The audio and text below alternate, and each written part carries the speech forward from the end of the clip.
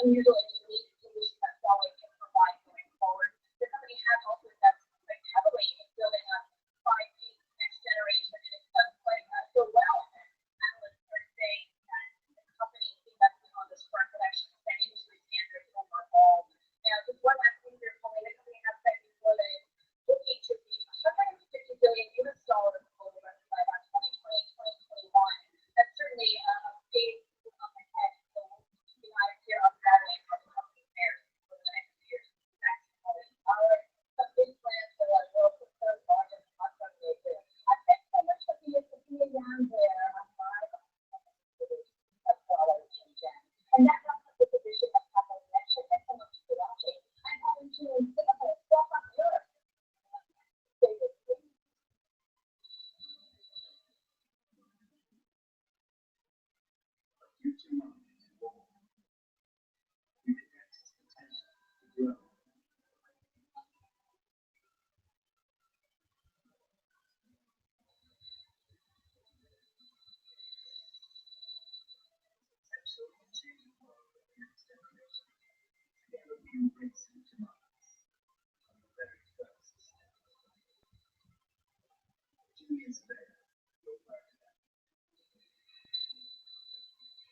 Coming up on Free Time, we'll be live from the NATO Summit in Brussels, where they're going to be speaking to leaders from across Europe in the wake of article.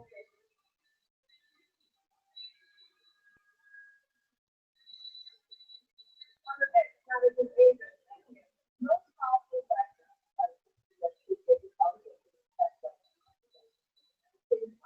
We have the overseas work of Russia, which is essentially unreformed.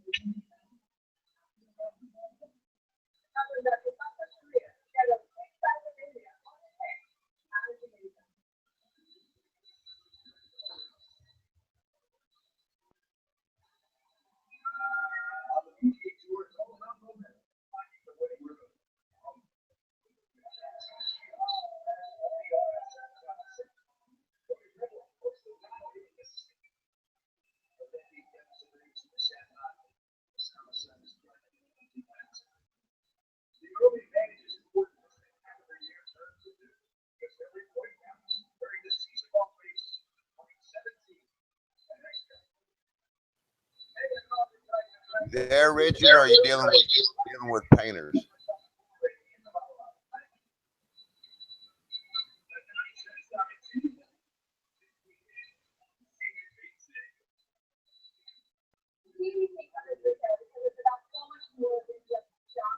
Two-thirds of the market time is powered by internet.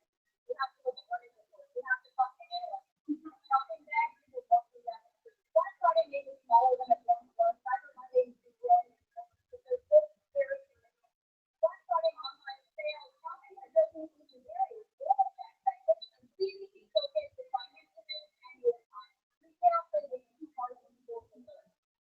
Being able to get beyond the sound bite. Sometimes you need to pull up something that subsequently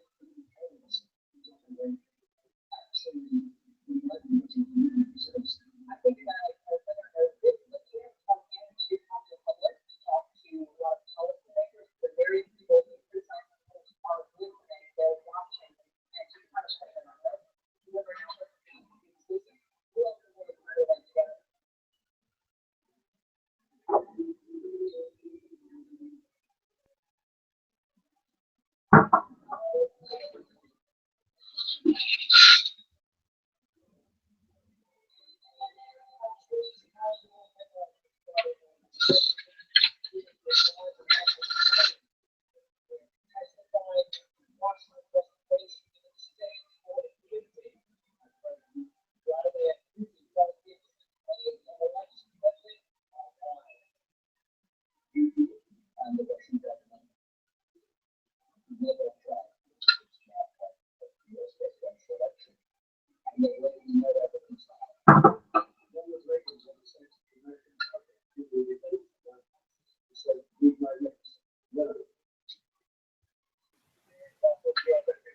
So what happened to those candy gases, Ronan and shotgun?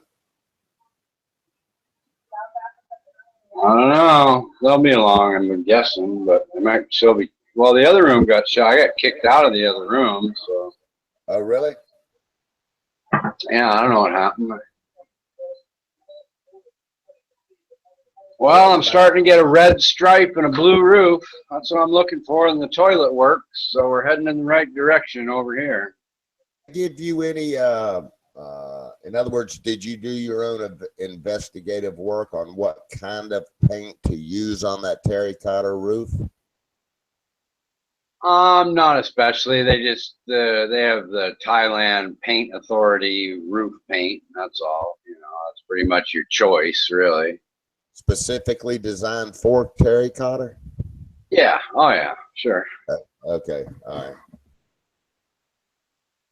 Yeah, and there, geez, you know, I don't know why I expect any different, but it's like the slow third world boat to China to get it done. They've got maybe, you know, they've been here since whenever, 9, and they might have like a 10-foot square patch of the roof done with 2 guys sitting up there smoking cigarettes and talking, you know, whatever, right? But it's just funny how in America they get on the job and get onto another one to make more money.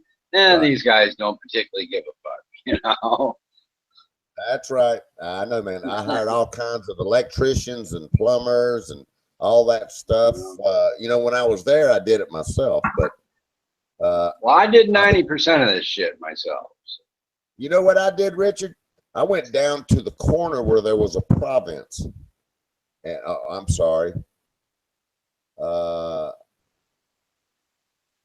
Fuck. Well, it was a province, but there were fucking squatters down there too, and Crystal's whole family and everybody I knew there said, "Man, you're a foreigner. Don't walk down into there." And they said, "We'll go down there for you, but there are plumbers and their plumbers and electricians are totally different from here." But anyway, I said, "No, fuck it. I'll go down there and get them myself." You know, I want to talk to them anyway. I don't want to just bring any Tom, Dick, and Harry up in here, you know, around my family and shit. I want my gut to talk to me with these people. So I walked down in that province, man. You think I'm bullshitting, dude? I mean, you know, I will say, man, I had eyes on me the entire time. Yeah. But your local corner and pick up plumbers and electricians of all. Oh yeah, there's a guy on my local corner drinks like, you know, 10 times as much beer as me. He's drunk every day waiting for somebody to come do that. Believe me, I got those same guys here. I picked these guys simply because they did a really good job on my neighbor's house. There so you that's go. You know, that's why I picked. Slow is better if they're doing quality work. Well, exactly. And it's just Thai style. It wouldn't matter. I can't replace them with anybody different. So what's the point of trying? You know, every other painters that come along are going to do the same thing. You know, that's right, man. That's right. It's just funny. You know, it's just bizarre that, like I said, in America, you know, the boss would be on, hey, you know, let's get this job done, move to the next job and all that. And over here, you know, the boss left his truck and went drinking all day, and these guys don't give a shit. And eventually it'll get done and they'll move on to the next job. You know, they might not even have a next job for all I know. Did you give them a down payment? Yeah, it's kind of customary over here with these poor people to pay for the materials. That's where the boss is at. Yeah, right, exactly. Spending the down payment on his booze for the day. Or whatever and wherever he chooses for whatever reasons. Yeah, exactly. Sure. That's right. Going on there. Okay, the main thing that I really am glad about is the fucking toilet's fixed. All you had to do, now obviously you have to fix the toilet eventually, but all you had to do was, instead of just flush it and let go of the handle, you just had to hold the handle for a second, so because the bottom washer would sort of fall through the thing if you didn't. So it wasn't that big a deal to keep the toilet from running. For the last 3 fucking days, I must have told my wife 20 times how to flush the fucking toilet, and I wake up from my nap every fucking time, and the toilet's just running away, and my wife could give a fuck, you know? And who cares? It doesn't cost. It's just fucking annoying, and I'm glad it's fixed, you know? Right, right. Was it the top flapper or the bottom part? It was the very, very bottom part had that little seal on it, and for some reason, I guess just time, the seal became so weak that it would fall through into a little part of it would fall through into the hole, so the toilet could never fill, you know. That's exactly right. But anyway, it's all replaced, looking good. We even have a brand new handle, so it's great. Yeah, they put a kit in it, right? Yeah, they took everything out and put a whole brand new kit in. Yeah. Best way to do that, and that way you're starting off on day one with all of that fresh. Yeah, and that And cheap Chinese piece of shit will last about the same year the other one lasted. Well, You know?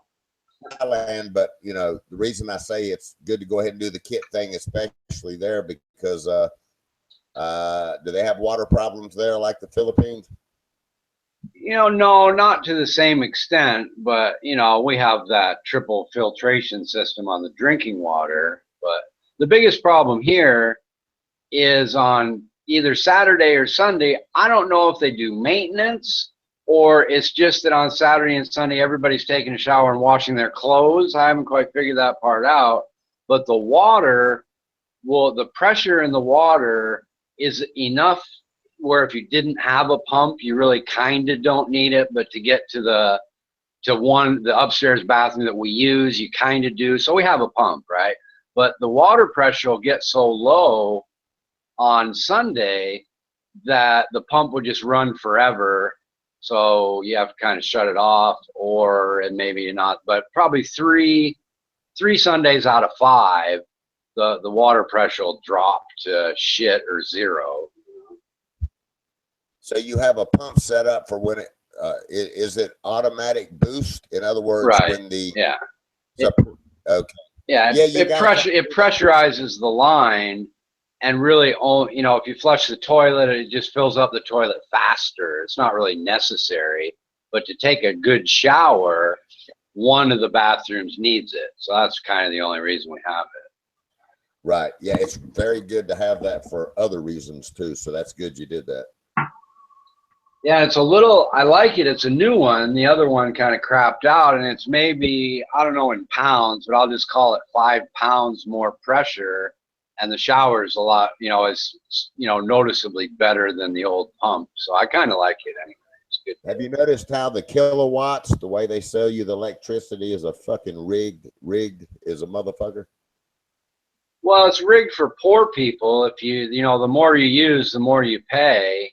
And for me, the electric is about the same as America. I mean, we use the shit out of it. I got, you know, 2 TVs running, the air conditioning, the water pump. You know, we don't try to conserve electricity at all. And it's a little over $100 a month, something like that. Okay, that's not too bad. But I'll tell you what happened to me. There's no zoning there. You'll love this story.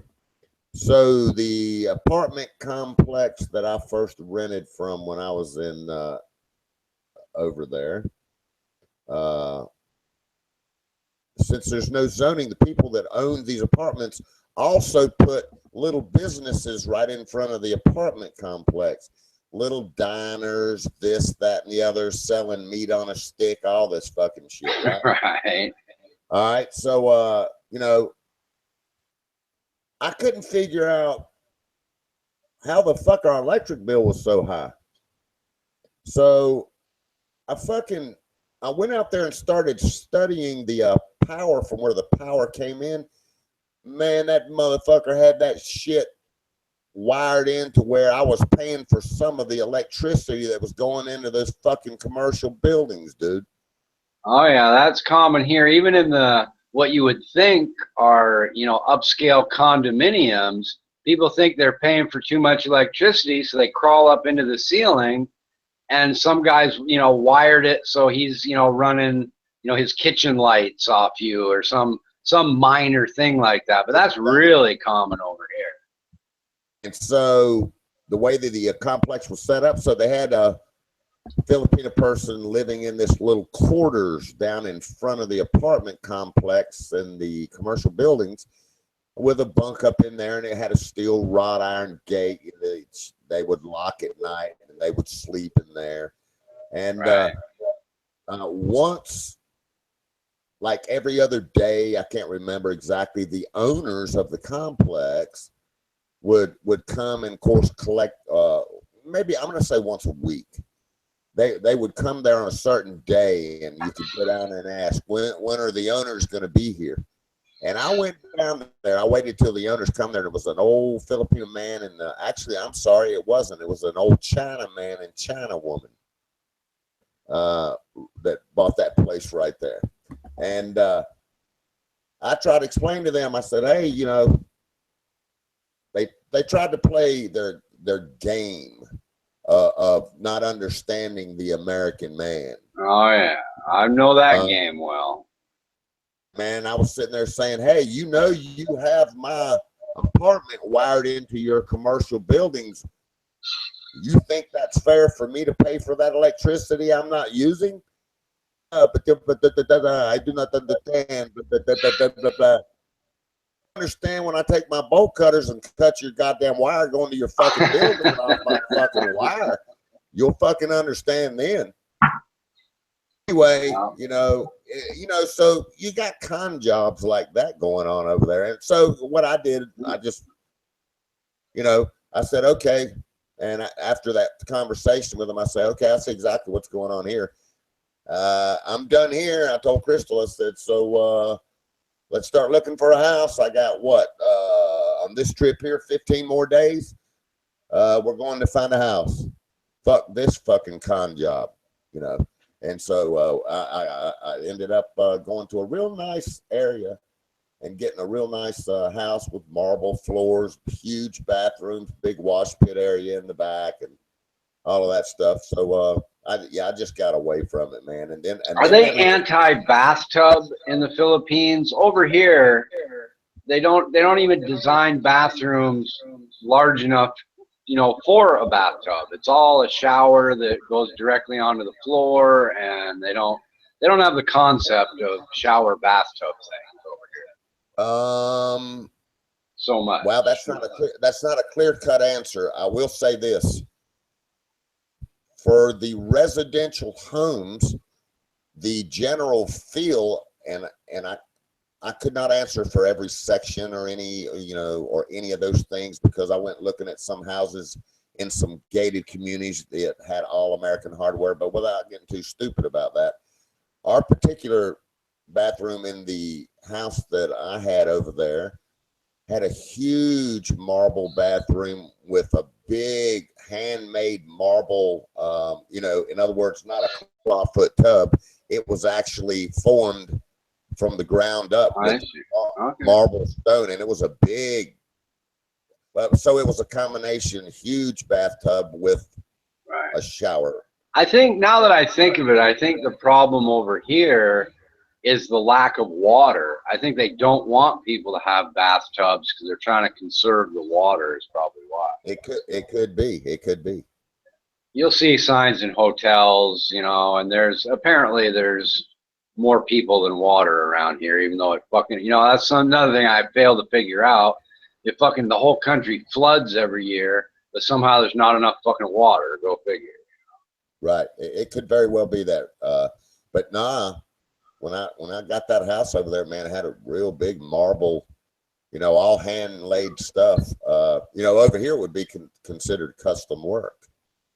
Right. Yeah, it's just I'm customizing the bathroom that my mother-in-law, bedroom bathroom that she used to be in, and there is enough room for a bathtub, a toilet, the vanity, and all that, but I'm going to have to move the toilet. You know, I have to switch, you know, move the toilet over and turn it 90 degrees. And, you know, it's common here. Even a $100,000 house, which is obviously a plenty nice house in a third world country, yes, they just don't come stocked with bathtubs unless you personally design it that way yourself. You know, you can go to 10 different, you know, here's our house design people, and they're just not going to have bathtubs unless you sort of demand it or ask for it or whatever. You know what? They sell them at Home Depot. You know? Right. I'll tell you the other thing I found fascinating. So the house that I rented, right beside us on our neighbor, you know, everybody gets bottled water there delivered to them, you know, and with, you know, they bring in the hot water. I mean, well, you can get hot water and cold water out of the water bottle thing, and clean water. Right. And I know what you mean. what astonished me was when I got that house, the next door neighbor was one of the suppliers for, water bottles. So we live right next door to the, clean water supplier. But I asked him one day, because it's just, I realized that, anybody could be running any business any given way, and there's just not people oversighting it. So I asked the neighbor one day, man, he was out on the front porch, and I was walking up to the corner, like the hardware store somewhere, and I saw him out on the front porch. So I went up, they all want to talk to the American man, so I walked up and I asked him, I said, can I ask you a question? And he said, yeah. I said, do you mind if I come in and see your operation where I'm buying my water from? Man, he invited me right in. Fucking huge fucking commercial fucking rooms with big stainless steel tanks with fucking PVC pipes running every fucking where. He had the fucking commercial deal, dude, right in his fucking house. Right. And I mean, I was like, fuck, you cannot do that in the States. They won't allow it.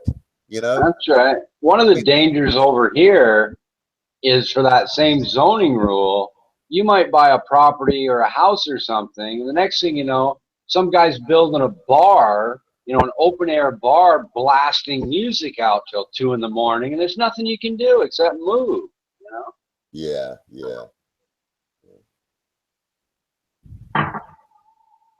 Yeah, the whole zoning thing is quite a trip in Asia. It's like they just don't.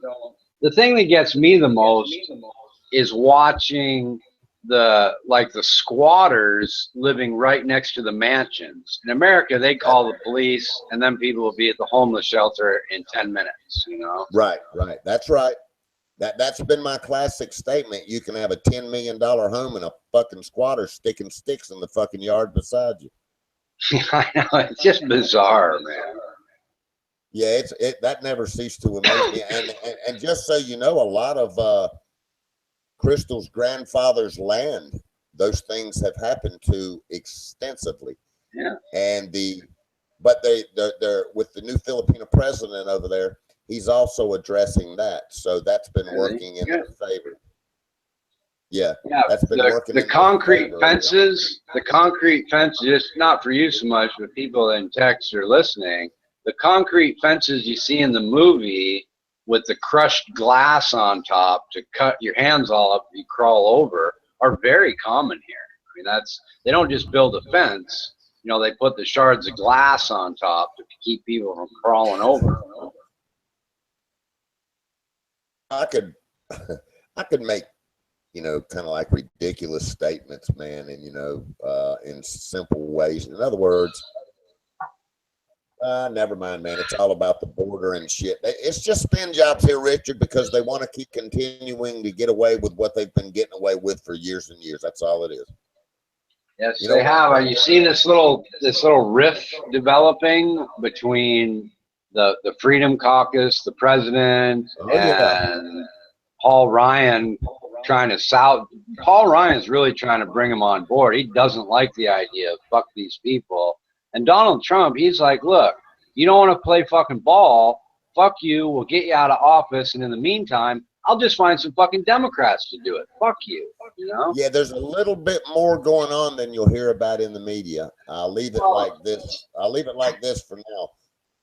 Going on, and much more of the stale weight, I'll say, is also going to be addressed too.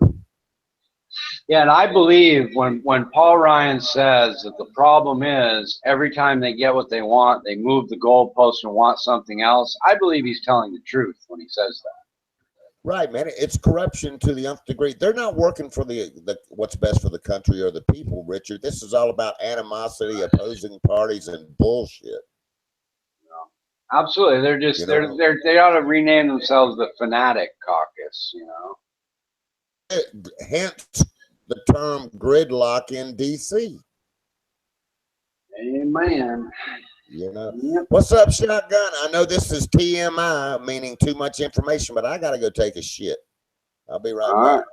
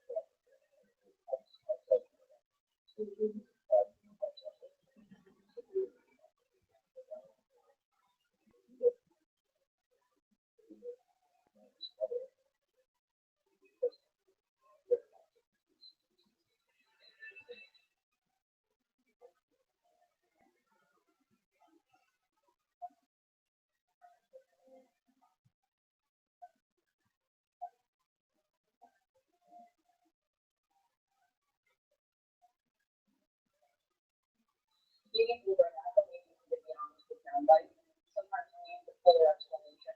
Some of the things I think you gotta alternatives. This is a true thing to talk to public, to talk to policymakers, the very people who 35 people are listening, they're watching, and to kind of put it in a whether or not it would be real people under that together.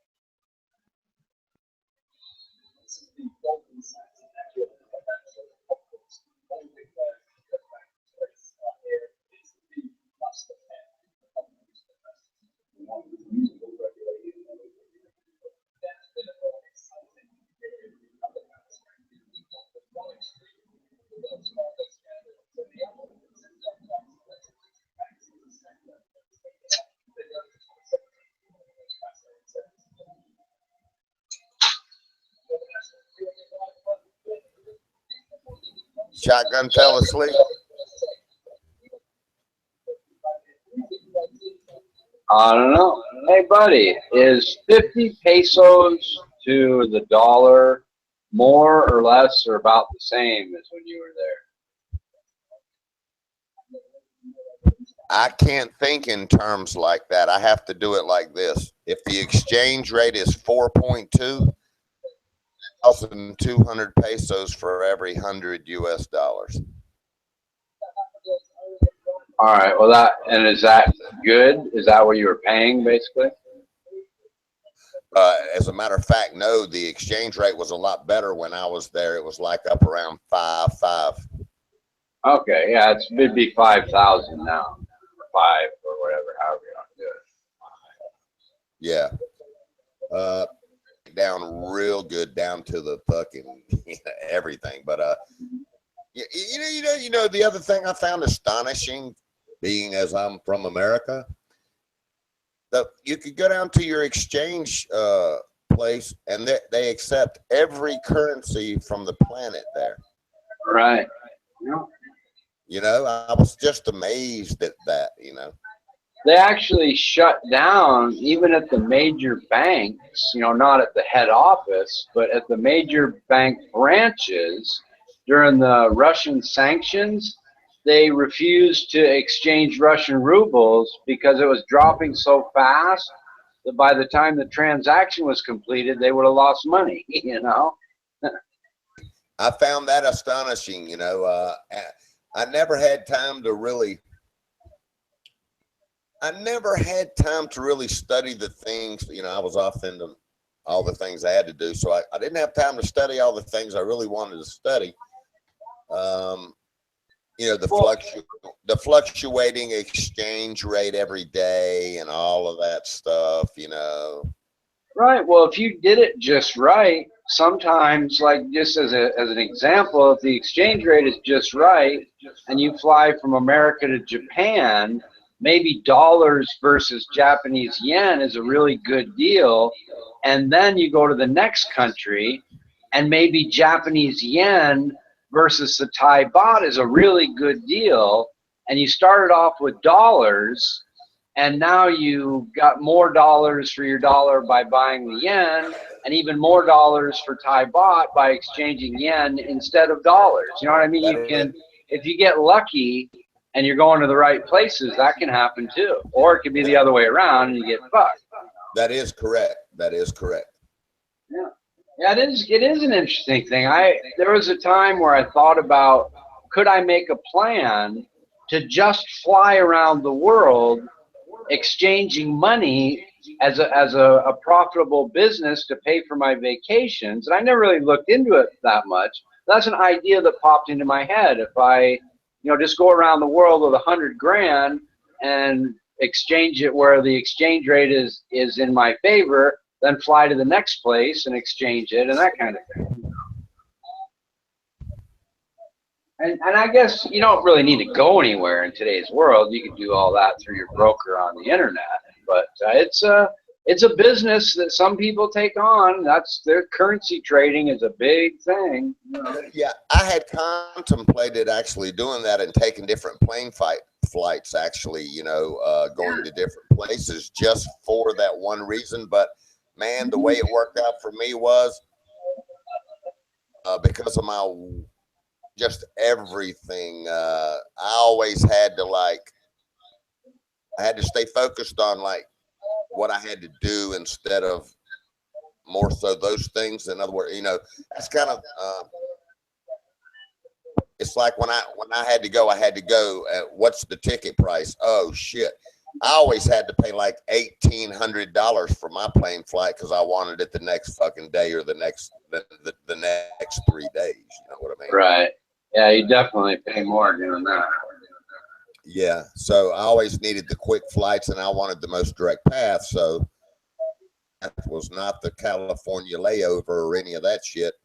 I took the straight flight to Detroit, and then from Detroit, we'd leave out of Detroit straight to Nagoya, Japan, and then from Nagoya, Japan over to Manila. Yeah, sometimes the direct flight places are odd. Like you can take a direct flight from Salt Lake City to Tokyo. And it's like, why? Are there really a lot of Mormons flying to Tokyo? Well, of course not. It just happens to be their hub. But, sometimes the place is just fucking weird, It's like, why? Why? It just doesn't make sense. Exactly. I never could figure things like that out, or I didn't have the time to investigate or whatever. But it's a totally, the whole damn economy and everything's just set up so different from what I'm accustomed to, I was on the inaugural flight from Tokyo to Salt Lake City. And when we touched down in Salt Lake City, first of all, we're on the Japanese news, and then we get to Salt Lake. They had all these fire trucks, spraying water and making a big deal out of it. We all got balloons and a T-shirt.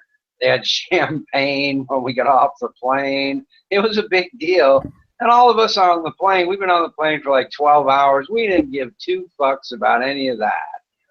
Right, exactly. We're like, why are you people making a big fucking deal? Everybody's going to forget about this shit tomorrow and not even care. Exactly. Shotgun, you going to sleep, man?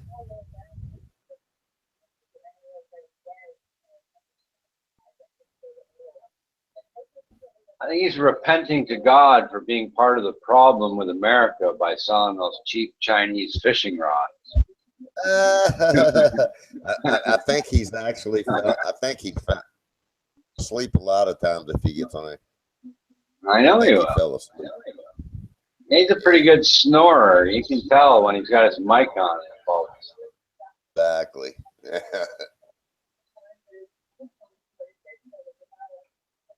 Let's see what's going on here. So I guess Tudor is banned from the hangout because he kept sniping. Don't be like that or he'll snipe us all again. I know, man, right? Oh, now he's saying he's innocent, didn't do anything. You scroll up, and or at least in the other chat, he said he tried to shut down the whole room. Which is it, Tudor? You failed at shutting down the room, or you're innocent? Which is it? I told him in there a little bit ago. I said, "Man, I just feel bored. I think I'll just ban Tudor." There you go. That's what he said in here one day. I said, "Tudor, why did you do it, man?" He said, "I don't know, man. I'm just bored. I get bored, you know." And I was like, "Well, what the fuck does getting bored have to do with sniping us, man? What the fuck is wrong with you?" I know. What do we do to you there? Right. Well, that's the thing is on, 5 minutes before he snipes me, I'm talking about what a great guy he is and how he should come talk to us. Yeah, yeah. But it's kind of it's funny as hell in one way, but in another way, you get into a real, you're into this like real interesting topic and conversation, and all of a sudden, the motherfucker drops out of the room. You motherfucker. Yeah. Yeah, I had to time out Lysurge yesterday. Like, he comes in the room and he starts crying, and then he like, Armando's wife's using all kinds of profanity. Everybody's using profanity, and he wrote shit or something. So I said, the king has timed you out for using profanity in a Christian chat room, and he got really fucking pissed off, Why am I the only one? He didn't understand it was a joke, Right. He has no sense of humor, that guy. Holy Christ. Only when he gets his way about everything, you'll see him lighten up like a light bulb then. Yeah, Armando was typed in yesterday that he says, I should show you guys the enormous amount of bitching this guy sends me in private messages. Apparently, I don't even know how you send private messages, but apparently, he fucking sends Armando all these private messages whining 10 times more than even in the room, Yeah. Tudor just wrote in there, I snipe because I care. Hashtag Tudor 2020. I've seen that cut and paste before, Tudor, by the way. Yeah. He's got it together, man. He's got the before and after effects already signed, sealed, and delivered. He's got a business plan out for sniping, man. He does. What do you mean I have no sense of humor, Joy? The king is also the king of humor, you dipstick. What's wrong with you? That's right. My rambling on and on is just as funny as everything else I have to say, you fucking dipstick. Hey, Joy, you better just stay in the YouTube chat. It's quicker to get out of there if your wife comes home. He was up here one night and he said, hey, man, my wife's pulling in. I got to go. And I was like, what the fuck? You fucking old lady don't know you're up here, man? What the fuck? Well, okay, Tudor, you got to tell us, why does your old lady not allow you to chat in the first fucking place? You're trying to pick up girls in the chat rooms or something? No, that's Joy Division. Oh. Joy Division, I think, was the guy who said that. I laughed my ass off about that. So why doesn't your old lady want you chatting? She knows you're a dysfunctional douchebag or something? Or what is it? Hey, Joey, can you come up here, man? Or is it too late at night? You got to be quiet, or you can't talk right now because she's asleep, or what? Let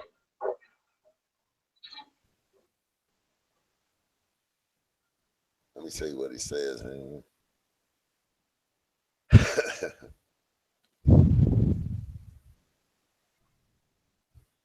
Fuck you, Richard. Yes, buddy. That's exactly what. Okay. That's just too fucking funny, man. Fuck you, Richard, and yes, buddy. I'm gonna fix a quick cup of coffee, man. I'll be right back, Richard.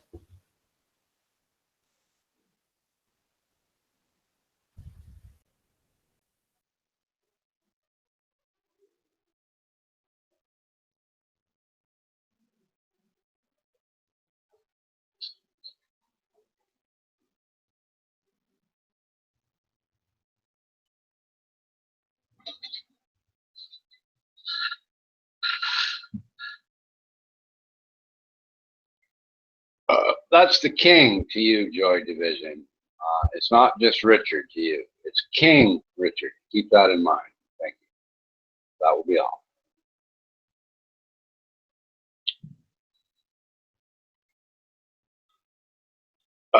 And I think the king has just started his next attempt to quit smoking. So I'm going to be really fucking grumpy today, Joy. So you better watch your shit.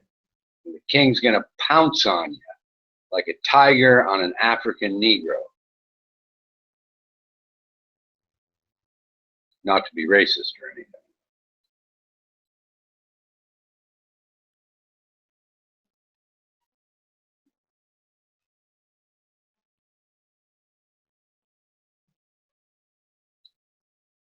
Well, thank you, Joy. I appreciate that. And, buddy, did you notice that we lost our wrenches? What the fuck did we do?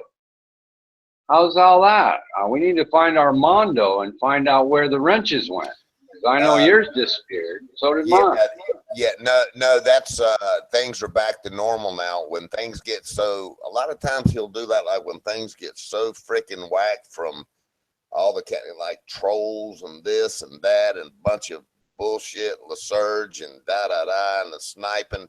He'll just say fuck it. He'll throw you a fucking wrench and say take care of the dumb shit. Let's get there. You kind of, and then Right.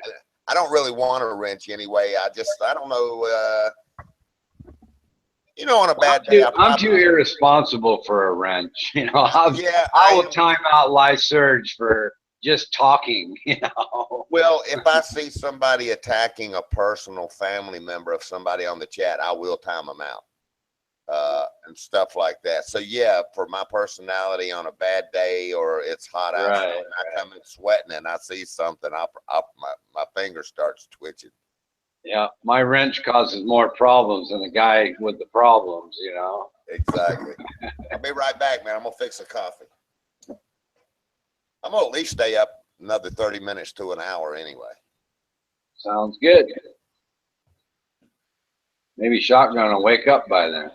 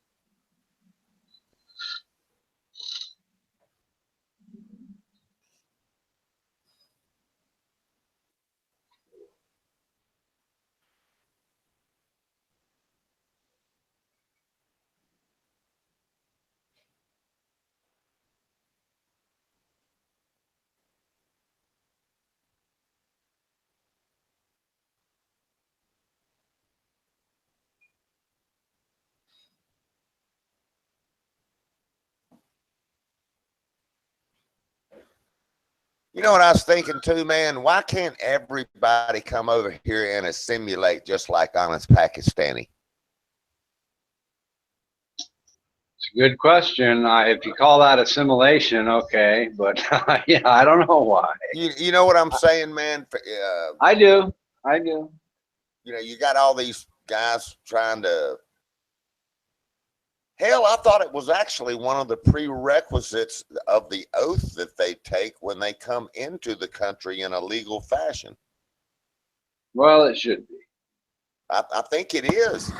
And so I don't even understand the philosophy of trying to run your own Sharia law here within the United States. I don't understand that because they take an oath to bow to the Constitution and the laws of the land when they come here. They put their hand on the Bible and swear to that shit. You Well, know, that begs a question which somebody we could ask right in the room. Armando, how did your communist fuck ass get over here from Cuba, by the way? fuck, I'm not. Let me grab my coffee. Welcome back, Live Surge.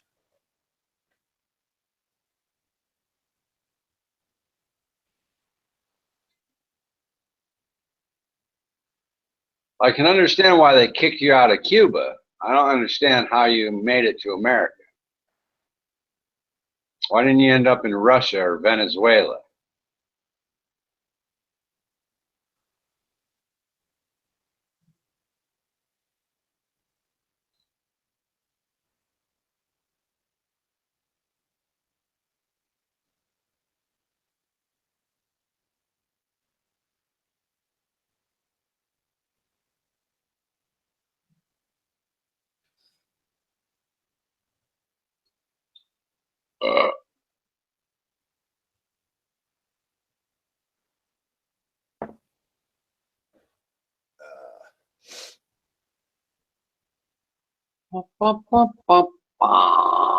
Armando, tell us, how did your communist bastard ass slip through the cracks and make it into America? Or are you an illegal communist trying to infiltrate America from the inside? I want to know. He could be a Castro plant here in chat. KG. No, I was just thinking about that though, man. I mean, you know, why can't they all just be cool and come over here and you know that they see the difference of the lifestyle. Why would they not cherish it? I just don't understand it. Well, part of the reason, I think, is even many Americans have spread this ridiculous concept that because America is this melting pot, that it somehow belongs to everybody. That everybody should have equal access to America. It's a privilege to be here. Well, not according to the way a lot of people spin it. A lot of people make it sound like America is so great that everybody should have equal access, and America kind of belongs to everybody, and you know what I mean, don't you? So instead of the values in the early days of going to America and working hard, and you don't have the corruption that you have in the other countries, and you can really have the American dream, your own house, and have a good life, it is spun into you're entitled to be here. I'm entitled to be there, and I also feel like I should walk over there illegal and receive everything to pay for everything when I don't work. Right, because it belongs to you anyway. Right. Well, you know what I have to say when a while back when I saw a big conversation between Mexico and the United States about the drug cartel problem, Mexico blamed every bit of it on the United States, but yet the cartels were coming from there. So the way I see it is from the NAFTA deals and all the stuff that went to Mexico and all of these things, Mexico has been getting away. This is my opinion only.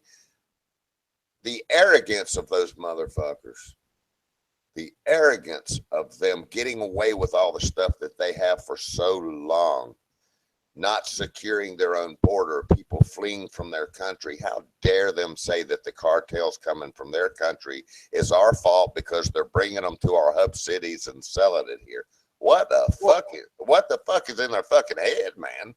Well, it's almost like some people recognize that, you know, the solution to this whole thing would be to Mexico to pull its head out of its ass and have its own good economy. It's almost as though there are some people in America that are more concerned about a good Mexican economy for our own interest than the people in Mexico. It's like the people, we don't give a fuck. You know, people in America are like, hey, let us help you get a better economy so you can have jobs for your people so they don't have to come here. They're like, well, no thanks. Exactly. In other words, I'm a firm believer in free trade, but not crooked trade. In other words, let's fix the shit that you know is corrupt and wrong, and get things back the way they're supposed to be, and we'll help you, you know, but it's like they don't want it or something. It's crazy, man. That's why their people are fleeing here, for Christ's sake. Which really makes me even madder because, you know, oh shit, I'll just easily say it like this. Put the shoe on the other foot, try to do the same thing in their country and watch what happens. All right. Absolutely. Hypocrisy. Yeah, and you know, they've been getting away with all this stuff for so long now. How dare you step up to the plate and tell us we're not going to get away with all those things anymore? Yeah. Yeah. Yasina, come chat with us. We love you. You're a fabulous girl. We love your husband. Yeah, Bring your whole family. Come chat with us. Yeah, man, she is cool, and so is Matthew. He's a real cool guy. I can completely relate to his entire persona. He worked hard. He went to school, got an education, taking care of his family. That's exactly what's supposed to take place. Yeah, amen. And the funny thing is that stands out as being unusual to some extent nowadays, you know? Well, because it's so backwards. I'm telling you, Richard, all these subjects that we talk about on here, I'm telling you, man, I'll put it to you this way, and I'm not saying this statement through ego, boasting like I know everything or nothing, but I'll tell you right now, Richard, as far as I'm concerned, for me and my family, if the election would have gone a different way, I'm telling you, man, it was never coming back. Look at what's going on now. You see, now you get to visualize audio and a visual where all this corrupt shit is. Yep. You get to see it now, see, because the bumblebees have come out of the hive. See, the hive has been shaken up and knocked off of the tree limb, and they're all coming out of the beehive. I got it. Well, the update on my fucking toilet is now the toilet's fixed. I guess the government shut down the fucking water. So the toilet works fine, but I got no fucking water to fill it up with. Because of the piss. Because of the shortage of water, you're saying?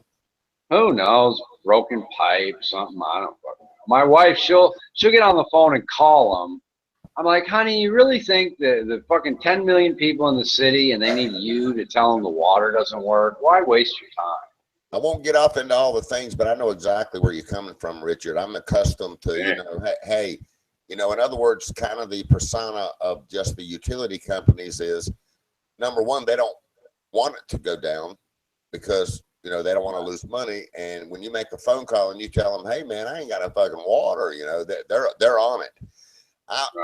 I'll translate. But they are, believe me, they already know. My wife has never called and had to say, oh, really? We didn't know that. You know what I mean? It's exactly. Like, what? Right. They know what they're doing. All kinds of things like that happen. As soon as the water shuts off, some alarm goes off somewhere telling them there's a break in the pipe. They don't need anybody to call. Yeah. Man, they got sensors on all that tell them when the pressure drops and everything. But so a story I could tell you that is parallel to that one.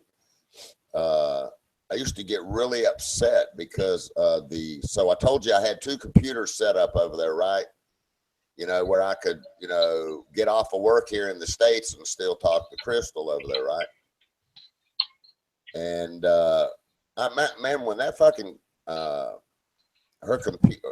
computers would go down over there, she'd call me on the phone then, you know, and I'd go, what the hell's wrong? I hadn't talked to you in 2 days. What's going on? And she said, I've been calling them for a day and a half, you know, and just all this red tape bunch of bullshit, man. You know, just tell me why my fucking signal went out. Are you fixing it? And how long is it going to be? You know what I'm saying? I do know what you're saying. It's always some bullshit story why you don't have any internet connection over there, you know? Oh, yeah, fuck. Well, around here, it's not really a bullshit story. It's the whole fucking sky is exploding with lightning and the fucking water coming down from it so thick the fucking electromagnetism can't get through it. I understand that part. Right. I got you. Yeah, exactly. It was usually, you know, hardwire stuff though, and that kind of thing. And Yeah, I've got some deal over here with mine. I don't know what it is exactly, but every once in a while the internet will get slower and slower and slower until I finally get pissed off and call them up, and they'll give me some bullshit story until I finally say, oh, well, we found the problem and we fixed it from the office. And it'll work for a while. It'll get slower and slower, so I'll call them and complain again. They'll say, oh, it must be your modem, which is not. They'll send me a new modem while they fix the problem from the office, and then it'll go away for 18 months or something. It's some weird, actually what I think it is, and they don't want to say anything about it, is I think I go to so many porn sites that's banned by the government that maybe I get put in some, you know, special box where everything I do, you know, has to get searched twice or something. I don't know. It just seems to me that going to, you know, 100 different sites banned by the government eventually is going to slow down your internet. You know what I mean? It seems logical to me. yeah, I'll tell you what was going on here at the end of the month when the bill was due for the internet connection here. Both Crystal and I noticed it. I mean, I was like, because it wouldn't download, you know, videos and stuff very well. And I was like, man, what the fuck is going on here? You know, and I checked the bandwidth, and we know how to check, you know, the signal and all that stuff. Right. And I was like, this is not the bandwidth and signal I'm paying for. So, but it's always, or it seems to be always, right at the end of the month, you know. Huh. And I finally called them up one day. It's weird you say that, but I called them up. Crystal was like, have you lost your mind? And I said, you know, and I even had them tell me, oh, we found a bad resistor on your particular panel here in the switchboard room, and, you know, and all of that. And I said, yeah, it's fine now, but so what resistor was it and where? In other words, you don't know what I know, but now I'm going to pick your brain. I want to see if you're bullshitting me. And every damn thing that they said to me was a bullshit answer, you know? And I said, look, people, I know what you're doing, but I know you got no control over it. This is at corporate level. I know what they're doing. They're slowing down my bandwidth at the end of the fucking month, so I'll be sure to pay my bill. And then all of a sudden, after my bill gets paid, my bandwidth comes back. And I mean, that went on for like 6-8 months, man. And it was like clockwork at the end of every month. Clockwork. And when I called up and raised hell about it, it stopped doing it. So look, take that for what it's worth. I don't want to say there's a big conspiracy theory, but damn it, I know there's a conspiracy theory. You know? Exactly. You don't know that. You don't know the exact particulars, but it's in there somewhere. You're damn right. There's a fucking Alex Jones in there some fucking where. Amen. You see what I typed in text? They were giving me shit about watching porn. And I said I have to watch Asian Anal Volume 12 just to get Lysurge out of my mind every once in a while. Hey, Nolan, you coming up, man, or are you going to try to snipe again? I think we're on the hit list, so you might not want to invite him in. I think you, me, so a couple other. Armando gave the hit list last night. I forget who he's on. Oh, okay. Yeah, that hit list is a bad thing, man. Well, of course, he's going to snipe everybody because he's not a sniper. He's only sniping because other people are snipers and he's not one. Yeah, and then Tudor's got his snipe list for totally different reasons, so you got to stay up on it. You know what I mean?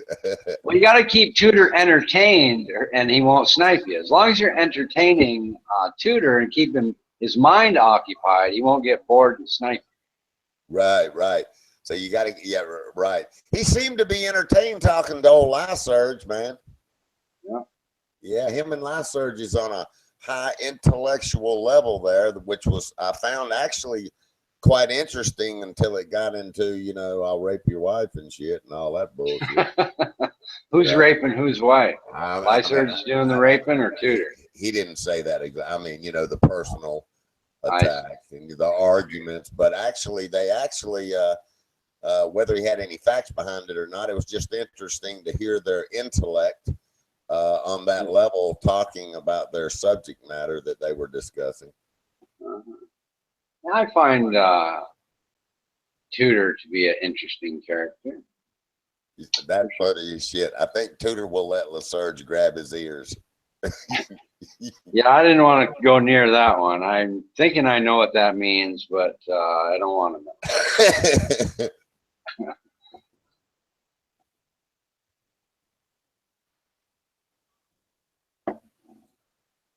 You see how Armando's avoiding the question about his communist heritage and how he got slipped through the cracks getting into America, by the way. He's completely avoiding that question. And if only McCarthy was alive, you wouldn't be here, Armando. Let's see, I hadn't been on here for a lot today, but Dave, you still in the sandbox? You still in the corner, man? Is Dave still in the corner? Voluntarily, I think. I'm sure he can come chat if he wants to. Oh.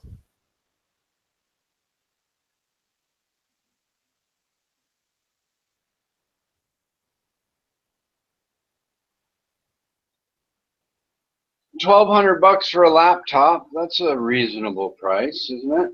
I mean, that's not too bad. What have you ever tried to analyze why the cars and the electronics where you're at, Richard, are twice the price of here? It's because they have like a 300% tax on anything, including the parts that aren't manufactured inside of Thailand. So even if they make your Toyota here, they're still importing the transmission and this and that and the other thing. So all that, 300% tax gets added to the finished product. That actually makes perfect sense because it is a high trend in the Philippines. They do not want an automatic transmission because it's so expensive if it ever goes out. I see. Yeah. There are a lot of, it's sort of the same weird deal with oil. Sometimes the factories will manufacture shit here, but they'll export 100% of it out. And then if you wanted that product, you have to import it back in and pay the 300% tax. They're like, different, like the hard drive. There's a lot of, I forget whether it's Seagate or the other company, but they make all those hard drives here in Thailand, but they export 100% of them. And if you want it, you have to have it imported back, and they're super expensive, Yeah. I just was amazed at that. I almost bought her a car over there, and I went to damn test drive the damn thing, and when they told me the price, I'm telling you, fucking like transposed over to American dollars, like $2,800 in the fucking car. I wouldn't have gave $600 fucking dollars in America for that piece of shit. Yeah, the little Mercedes Benz with a 4-cylinder turbocharged 8-speed transmission. It's like a C200 or something. It's about 40 grand or so or less, maybe more like 30 in America. It's right. $80,000 over here. Double. It's double, man. More than double. I mean, a little fucking Mazda Miata, whatever they call them today, that little 2-seater Mazda, $110,000 over here. Insane. I know. It's fucking. I went and I said, "What are you fucking kidding me? Is it dual turbo? Why in the fuck would anybody pay?" The lady looked at me like I'm crazy. Like, well, this is such a fantastic car. Of course it's worth 110. I said, you're out of your fucking mind. It's a little 2-seater piece of shit. It isn't worth more than 25. What are you kidding? Right. And see, the thing is, Richard, they're conditioned to their line of thinking. When she looked at you like, what are you talking about? It's worth it. That's because she's conditioned to that culture. Right. Well, to her, it costs what it costs, and I'm the crazy one, Exactly. Just because you're an American, how dare you get the price down? You know what I mean? Yeah. That kind of thing. But yeah, I was astonished at those things. I mean, I just couldn't believe it. I was like, a fucking land of poverty, and they're charging 3 times the fucking price. Well, sometimes too, it's that they want to keep people off the roads. In Malaysia, I think it's $50,000 to get a permit to drive a car. And what happens? is when you go to sell your used car, nobody really gives a shit about your used car. What they really want is a good deal on that permit to drive a car on the street. You know, they're transferable and That would saleable. be an interesting question to ask Rash Don. Have you seen Rash Don in the YouTube chat? Yeah, well, he's from Malaysia, not Singapore. Singapore is the city state. He's from Malaysia. I don't think Malaysia has the same thing. Oh, I thought you said Malaysia. I'm sorry. I might have. I get those two confused, but I meant Singapore. Okay, because I know he's Yeah. got a little Mini Cooper. If you punch onto his name there and go to his thing, he's got a little video of him driving his car through Malaysia. Mini Cooper owners are a little bit like vegetarians. Just out of principle, I'd like to punch them in the face. So Yeah. I really don't talk Why to them is too much. that, man? Why? You know, it's crazy, but it's so true, man. I know, because they're ugly, gay little faggot cars, and you just want to punch the driver in the face. That's why. Well, I mean, even the people are kind of like that with their personality. Right. You know. Right. I don't know why that is, but God, I found that to be true, man. I'm not trying to be biased about it. I'm just saying every motherfucker I ever fucking, talk to that drives those things, or if you were to relate it to the 70s, it would be the flower children, Right. Exactly. The Volkswagen Bug kind of people. Exactly. In the 70s, the Volkswagen Bug people, exactly. The ones that have the Volkswagen campers, I'm better than you because my piece of shit car doesn't use as much gasoline, and I'm a vegan. And what's wrong with you and your fancy sedan? And fuck you, Exactly. Hearing that shit, Hey,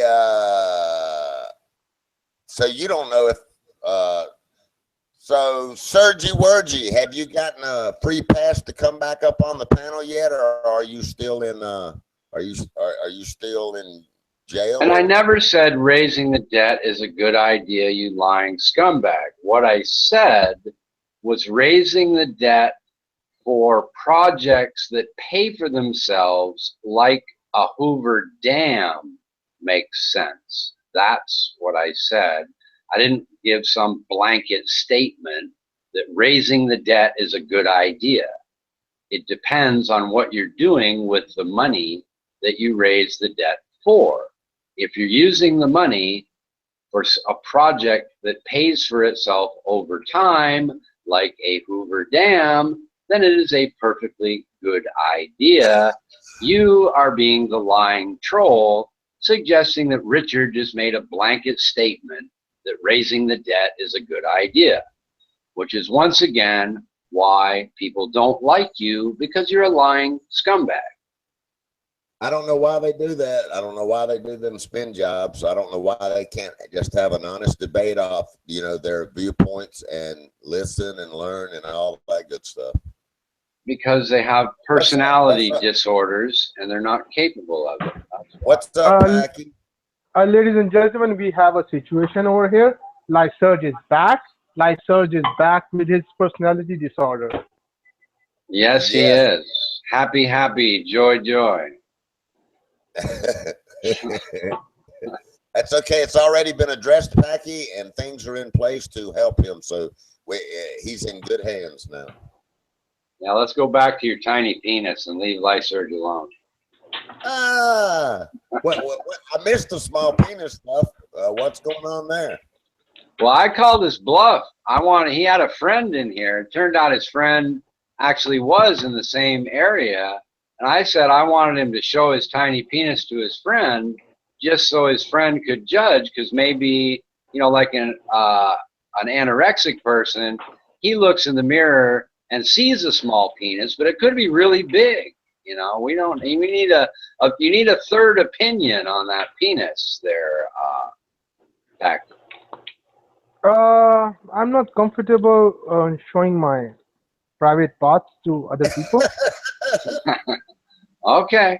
Well, how would I know you have a tiny penis if you hadn't done that already? You're not accusing me of looking through your window at night, are you? You have to trust my word. I'm not Lyserge, so that's true. I'm an I'm an honest Pakistani, so. Yeah, and you know, man, I just made a statement a little while ago, Packy. Why can't all the people, just a blanket statement, why cannot all the you know, we're all the terrorists and everything, why can't all the people from the Middle East and all those countries that are labeled now, you know, as bad, you know, people in there, whatever, why can't they all just come here and assimilate, man, and appreciate the country like you do? First of all, I'm not from Middle East. Well, I know you're I'm not from from the Middle East. I just made a I'm blank. from Southeast Asia. I understand, but I mean, I just made a blanket statement. When you come to the country, number one, it's a privilege. Number two, it's not, you know, something that should be taken lightly. And I Uh-huh. got a question for you. When you come to the country, if I were to try to assimilate in my wife's country, I would Uh-huh. have to take an oath that I am willing to follow the laws of their land and Exactly. assimilate to their culture. What I don't I did understand the is same. I exactly did the same. exactly, Packy. So my question is, why is all the corrupt news media's not saying this to the American people, informing people that wait a minute, they're not supposed to be doing those things. They've taken an oath to come here and live under the laws of this land. Obviously, You know, but they don't want to. They don't want to talk about that shit. You know. because they have hidden agendas. Exactly, Packy. I'm gonna tell you what, Richard. Packy's a lot fucking smarter than most people give him credit for. Well, I think No, he has some Indian blood in him. He thinks he's Pakistani, but he's probably part Indian. no, I'm not smart. I'm not smart.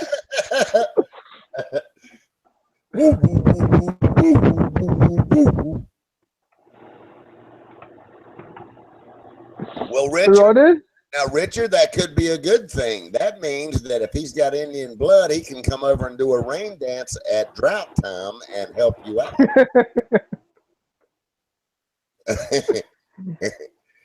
Ronan, Ronan, did you program me for dancing? I think Ronan did not put any program for dancing.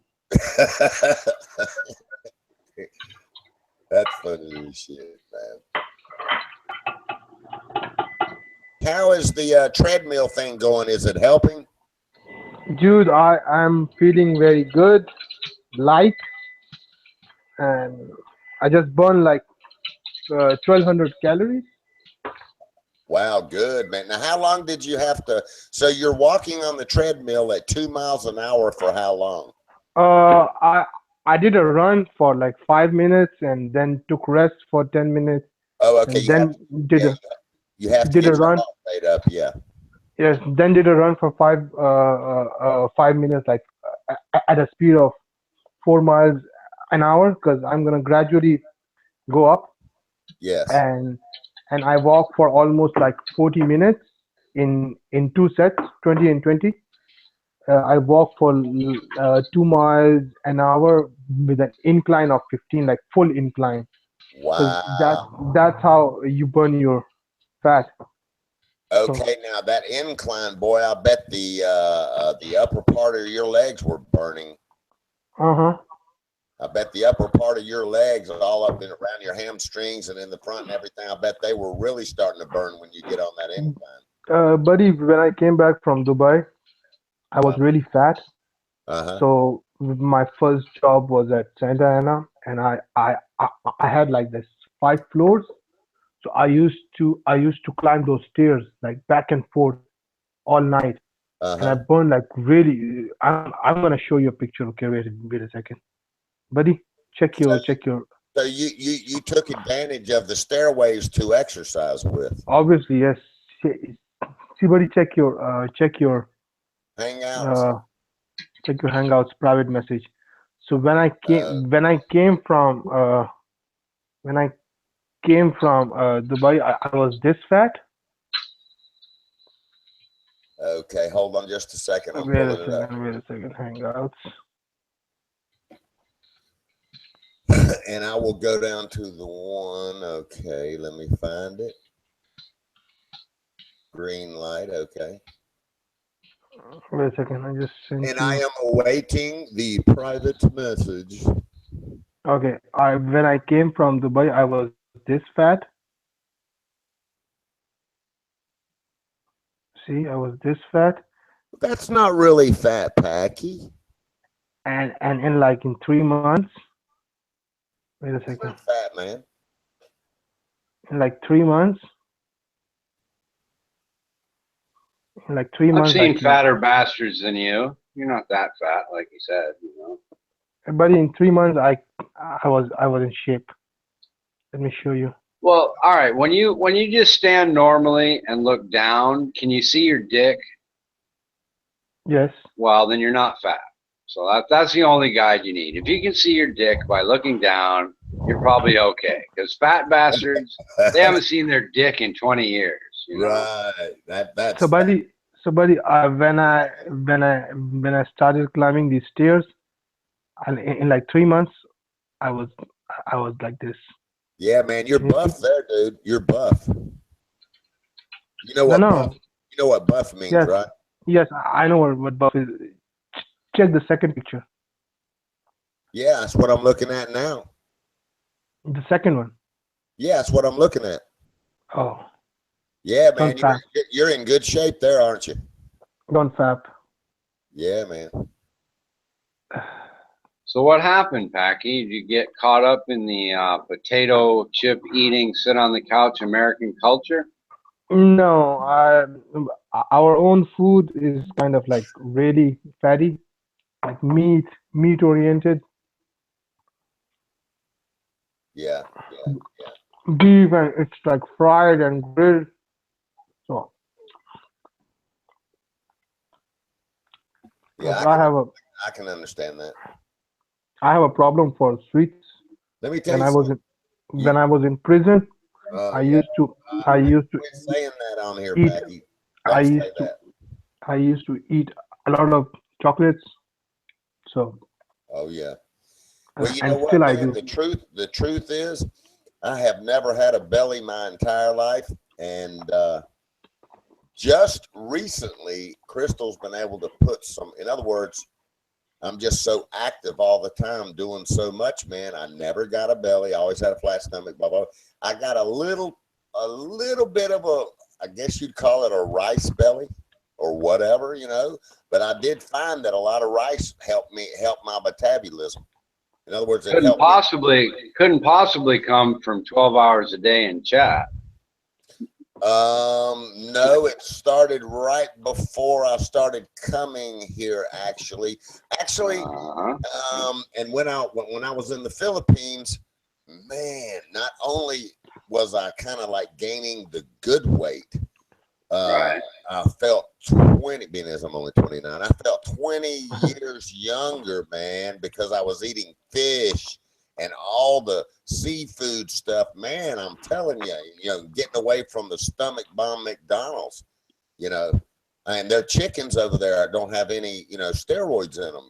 They pluck them right there on the side of the fucking road and all that stuff, and it's just, but anyway, I don't have a belly now. It's just I'm stouter because hell, I got a wife cooking. You know what I mean? Instead of a bachelor. Sure. Oh yeah. I'm eating better. I'm eating, timely meals. Shit, man, my lifestyle. Shit.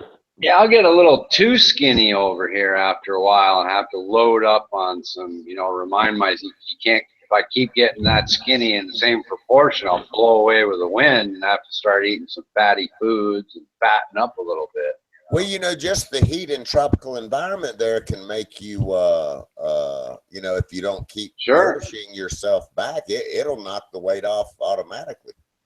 Look, you probably lose 5 pounds of water a day over here if you're even in the air conditioning. You always got fans and air circulation, and you're still sweating a little. You just don't notice it. Exactly. Yeah. Yep. Trump owns the most expensive golf course in the world. Well, good for him. I'm glad it's owned by a fabulous American instead of some Scottish person. Just goes to show you that Scottish people invented golf, and Americans have the best golf course. You know, what does that tell you about the greatness of America? Yeah. I'm guessing that all golf courses in the world will become greater just because of our president. There you go, Jose. Hey, you know what, man? There's a lot of truth in that statement you just said. It's kind of like, There is. you know, the whole philosophy of keeping up with the Joneses. Yeah. You know, it's very true, Richard. I've watched that philosophy work miracles. Yeah. When Trump gets done making America great, everyone else is going to want to follow. Even Canada might pull their head out of their ass and have a little better snow plowing. And Now, maybe, see, you know, Jose won't get disconnected from the internet so often. They'll upgrade their electric and all that kind of thing, you know? hey, you know what, man? Look at that fucking LaSurge. This chat is garbage. Don't forget to thumb down and unsubscribe. So why are you here, you dumb fucker? Yeah. See you later. Have a nice day. We'll all make sure to thumbs down and subscribe. Thank you very much for coming. Goodbye. Don't let the door hit you in the ass. See ya. Thank you for coming. Goodbye. If he's not center stage at the conversation or center stage on the panel or center stage on the topic or his rhetoric or his bullshit, everything is not good unless he is sitting in the catbird seat. Oh, yeah. Exactly. That's what it is, too. But he don't know. Everybody's picking on me. Everybody else that gets sniped laughs about it. Yeah, he wants I got sniped by Tudor. Who cares? He wants to sit in the catbird seat, but he don't want to pay the piper. Hey, man, the very first thing he said when he came in is accusing somebody else of being a troll. He spends the whole time trolling, but anything he does is in self-defense, even though he's the one that starts every single fucking argument the moment he walks through the fucking door. What a dipstick. That's why I call him Eggplant now. He was doing pretty good when I was on here earlier. I guess it was this morning. You know, he kind of, you know, lodged in there and had a few subjects, man. And that motherfucker comes over here complaining like a 5-fucking-year-old kid all the time. Oh, fuck you. Go get a new diaper on and come back, man. Fucking kid. We need a extra large size for like search. Extra large size diaper for like search. Yeah. But not because of his penis size. No, because at So this much age, shit. So much they don't shit. have diapers. So much shit. Yes. Right. We would appreciate any tenders, any quotations in this regard.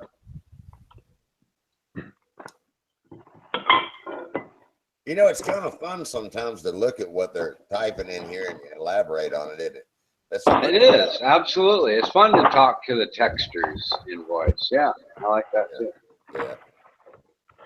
And sometimes they say stuff that's really funny. I think Armando's wife is really funny. She made some comments yesterday that really got me laughing. Oh man, she's a blast. I'm actually not allowed to mention Armando's wife, or I'll get snaked. I didn't have the page. Why?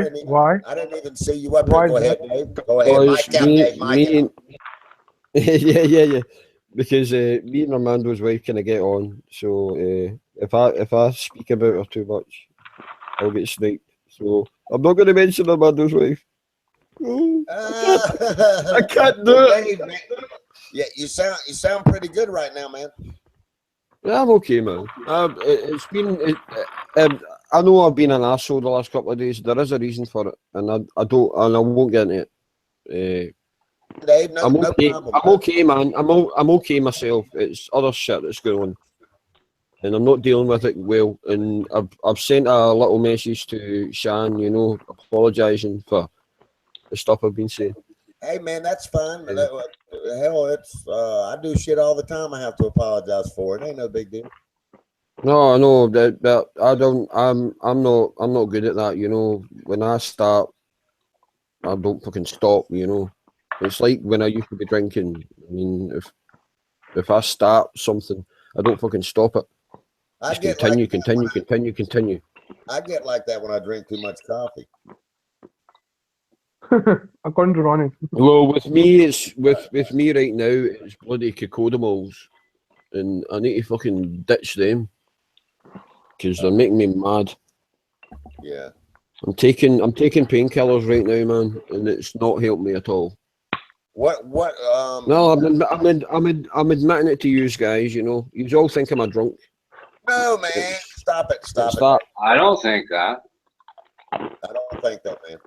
Well, it's the common thing, Richard.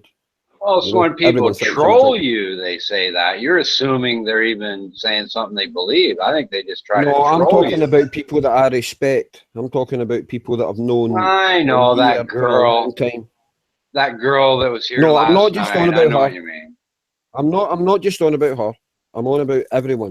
They all think I'm a drunk. Right? Hold on. What did you say you had, David? Yeah, cocodamals. What? Cocodamals are a mild painkiller. Oh, You oh, still think so I'm drinking? Do you all right. I'm still not even think gonna I'm say what I drinking? thought. I'm not even gonna say what I thought happened. But you're full of shit. How am I full of shit? No, you just say I'm full of shit, but you don't give me a background. Come on. How am I full of shit? Armando, why Dave cannot address Mrs. Varga's name? Oh, What? right, you're on about that. All right. I understand you now. I'm just having a joke with you, Full of Armando. Come on. shit. Come on, man. You honestly think I'm a threat to you with your fucking wife? Come on, man. Jesus Christ. She's a lovely. He's just a I just communist like her. Cuban dictator. That's why he won't let you Yeah. freedom of That's speech what it is, go. Richard. It's She just happens to upbringing. be a really, really lovely woman, Armando. You're a lucky guy. That's all I'm saying. Castro put those Very, very ideas in lucky his guy. head. That's why, like, look, this is the reason why, man. This is so fucking weird. Like, to even think you know her, right? And tell me she's good. You're a lucky guy. It's okay to throw little comments here and there. Like what Richard said, it was like, oh, she's funny, shit like that is cool. But for you to tell me, No, she's the perfect one for you. no, I'm not saying she's the perfect woman. Of course, she's not the I perfect think woman. I'm just saying, I think Mrs. The Varga perfect he is does woman the does same not Armando's thing. exist.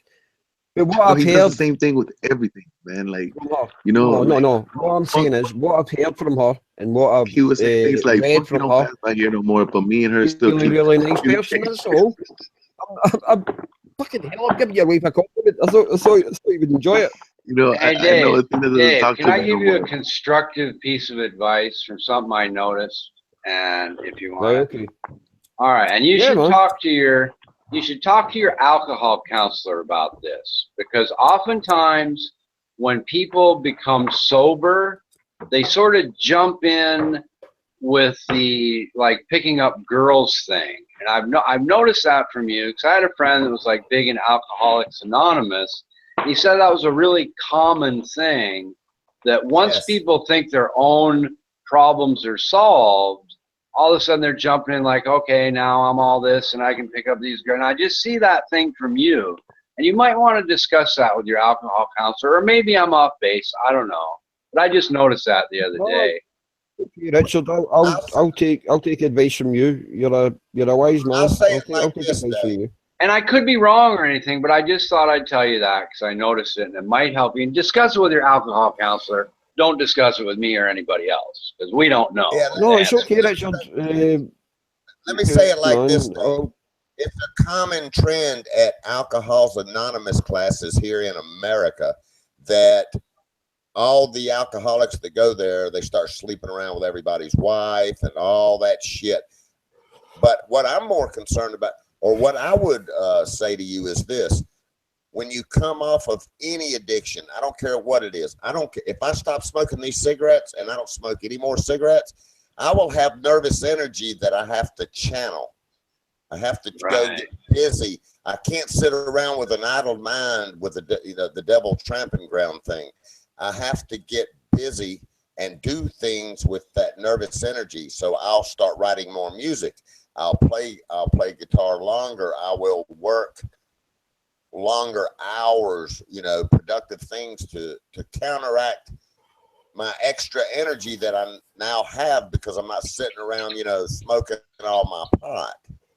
You know what I'm saying? Yeah, I know, man. That's what I'm glad. I'm glad I've got a job. I mean, if I didn't have a job right now, I don't know what the hell I'd be doing.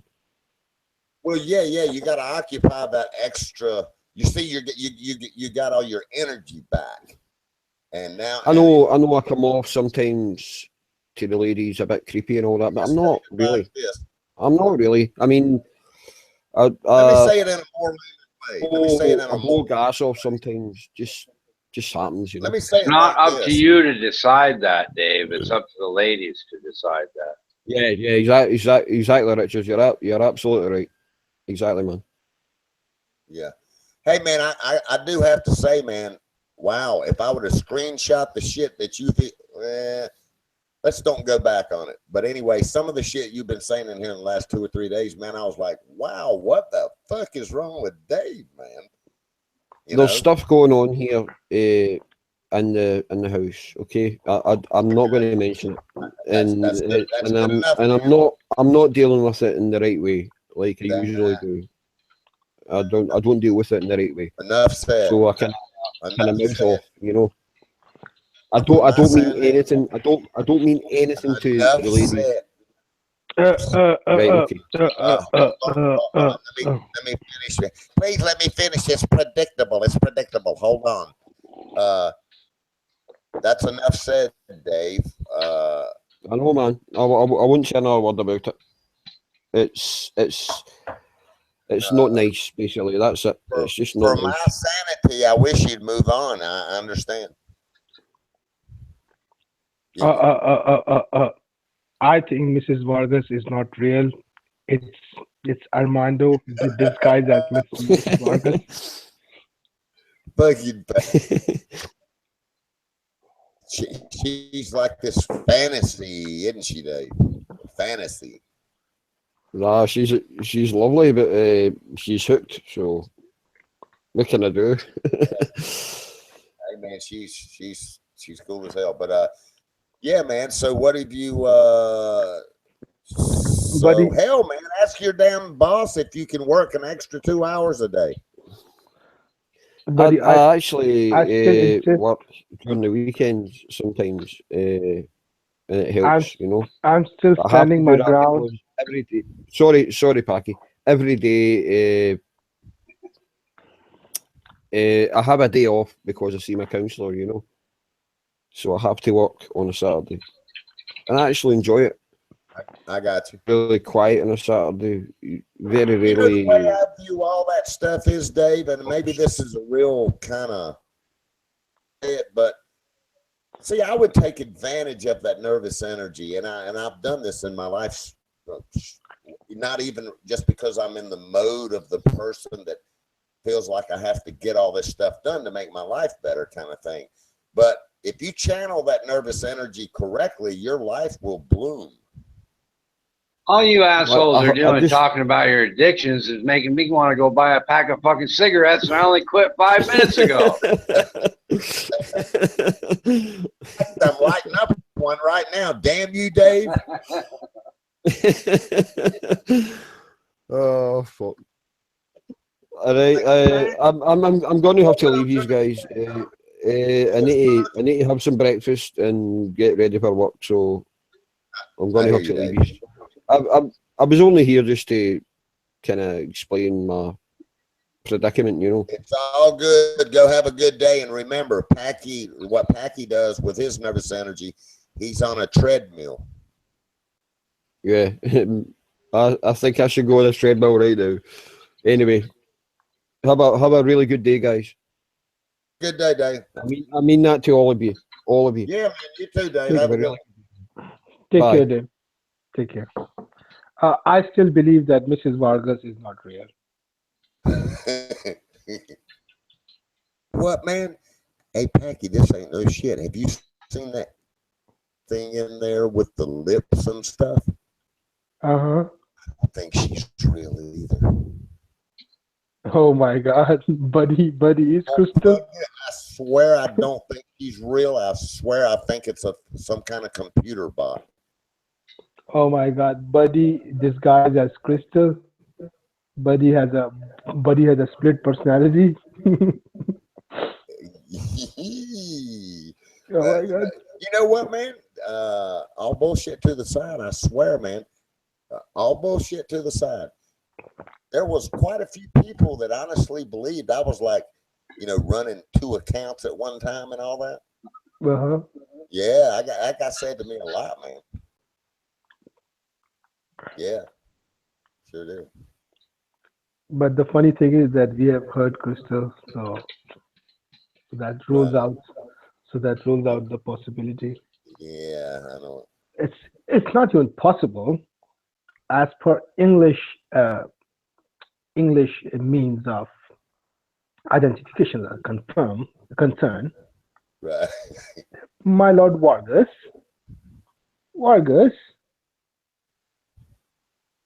my Lord Vargas with a black baby on his display picture.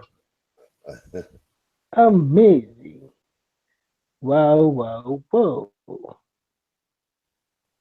Hey, buddy, what's wrong with Judy? Why is he? Man. I don't fucking know, man. When it comes to Tutor, he says he gets bored and he starts sniping everybody. I don't know. Wow. Do you believe that? I would say no. Only 40%. Only 40%. I believe it. I believe he just gets bored and doesn't have anything to do. And says, fuck it, I'm going to snipe. Nope. I can see that. Nope, that's a cover story for other issues that are tied into his boredom. Okay, how is it possible that? Do you believe that what Turi says that he is celibate from the past 2 years? Well, maybe that's why he's sniping us. He's taking it out on us. Yeah, I believe it. He doesn't seem like the kind of guy that could pick up pussy very well. My guess, he just gave up. I believe that. I think his mind is in totally other places, and just he's kind of holding out for the real deal, kind of thing on that. Maybe. I think it's sour grapes. I think he tried really hard and failed for a long time. Yeah, and then he's celibate, not by choice, but he kind of can't find any pussy and gave up. And he's taking it out on us by sniping. That's exactly what it is. Damn you, Tutor. Yeah. Damn it. That's why I couldn't figure it out, because I was like, what did I do? We need Yasina to pay a little more attention to Tudor while we, chat on the side, and then we don't have to worry about getting sniped. And Yasina can make a friendly new friend. That's what we should do. There is a proposition for John. I agree with that, Tudor. There's a proposition for John Tudor. Yasina, if you could help him lose that frustrated energy he's holding up against due to his celibacy. Right. If you could help him,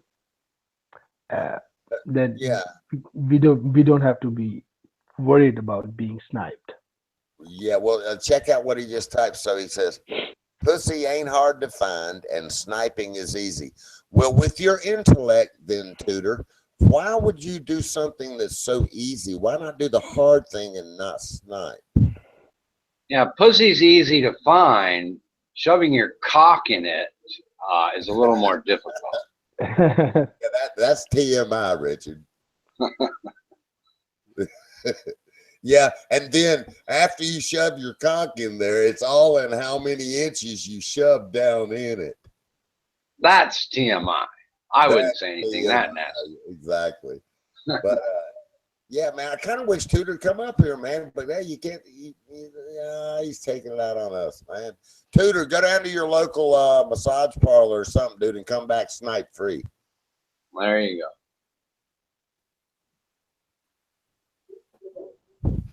Uh-oh, a lot of banging and shit going on again. The painters must be doing something. They're gonna hopefully they don't fall through the fucking roof or something. How many of your terracotta, what do you call each piece? Uh-huh. how many of them were cracked and busted that you had to replace? None. There, I actually, when I painted the side of the house, I cracked one myself. Uh-huh. But right now, the roof doesn't leak. None of them are cracked. They may crack some in the process of painting it. I don't know. But right now, the roof is fine. Nothing wrong with it at all. That's cool. That's cool. Yeah, definitely. But like I said, the other fucker, I went and talked to the guy that put the fucking addition on the house on. I said, is it okay to stand on the fucking terracotta stuff? I said, oh yeah, that's just fine. I come over here, I put the ladder up, I get on the roof, and the first one I stepped on cracked all the way down the fucking nut. Wow. You know? Wow. It's like, what the fuck, you know? But then I started standing on where the screw, where they screw them in. I figured out how to stand on them without breaking them. Right. Yeah, it's real. Plus, they're flatter. They're at less of an angle. The ones on the roof are, I'm guessing, standing on ones that are at more of an angle probably don't break as much. I don't know. That's my guess. Yeah, I know it's basically considered custom roof work here, and boy, it's hard to find somebody. I remember I was working on a place that had a terracotta roof one time, and I said, damn. So it was my responsibility to go over all the areas on the damn place. So I called roofing companies to do some repair work on the terracotta roof. And man, I couldn't find anybody. I mean, you had to call these specific places that only deal in terracotta roofs there. The normal roofing companies don't even mess with the terracotta. Well, I got a couple of guys drinking beer and smoking cigarettes, painting once in a while. If you want to call that custom work, go ahead. Doesn't bother me. I see what you're saying. But what they call NEPA huts? You know what a NEPA hut is? Yeah, I actually looked some of those up because Ronan mentioned them one time. Or I think it was me that mentioned them too. Was it? Okay, yeah, but I saw the pictures and everything on Google. The NEPA huts, man, if you were to try to get anything like that done with all that manual labor here, it'd cost you out the ass. Yeah, they throw those things up on the side of the road here like overnight and put a little shop of some kind in them. That's right. But man, I saw some NEPA huts that were so freaking neat. I'm talking about, man, it had like 3-4 room NEPA huts, with a big NEPA hut, woven table and woven chairs in the living room part of the NEPA hut. Man, it was just too cool, with coconut leaves for the roof. You know what I always wanted? I know this sounds kind of stupid, but when I was in Alaska, the kids would come up, and one of the things they used to do was take visqueen and put it, like 30 feet up in the air over a big area, and then they'd put their tents underneath it, which was really smart because it would keep the rain off the tents, they'd have fires, and they wouldn't have to worry if their tent leaked or not. But I wanted to extrapolate that idea into making a visqueen house, just have rooms, and the whole thing would be, 2 or 3, have maybe 6-inch sections of visqueen for insulation and all your, I just wanted to do that, not, just for the fuck of it and see how it worked. But obviously I never did. But I just think that would be cool. Yeah, man. It wouldn't be worth it. You'd have to have 100 wood stoves to keep warm in Alaska, but you can do it somewhere for next to nothing. What's fucking 3 rolls of visqueen cost and a few branches and all that kind of thing, it'd be easy and cool. Well, your wrought iron fences that you have there. See here, wrought iron fences are a real elite thing here. Like all the sections of wrought iron fence that has been pulled up and everything. Doctors and lawyers are buying that stuff up. But there, it's everyday, just normal work to construct a new wrought iron fence, But now you've got these imitation fences here at Home Depot to replace the original wrought iron custom handmade fences. Well, here's another opposite deal. A piece of pine would cost you 10 times as much as mahogany over here, I know. The complete opposite in America, That just flips me out. That's what I know. It's crazy. It is crazy. Unless pine trees are just, not very popular. In other words, they don't have Well, a they're right. They don't have any pine trees. They got plenty of mahogany trees. So yeah, that's why. yeah, that stands to reason. Yeah. So what were you doing in Alaska, uh, Your Majesty? I went there with 2 changes of clothes and a sleeping bag when I was about 20 in order to spend the summer working at fish canneries with the intention of going back home with, $4,000 or $5,000 I wouldn't have had otherwise. And I ended up staying there. And over time, I ended up getting into the restaurant management business, and then I ended up buying partnershiping with a chain of pizza parlors.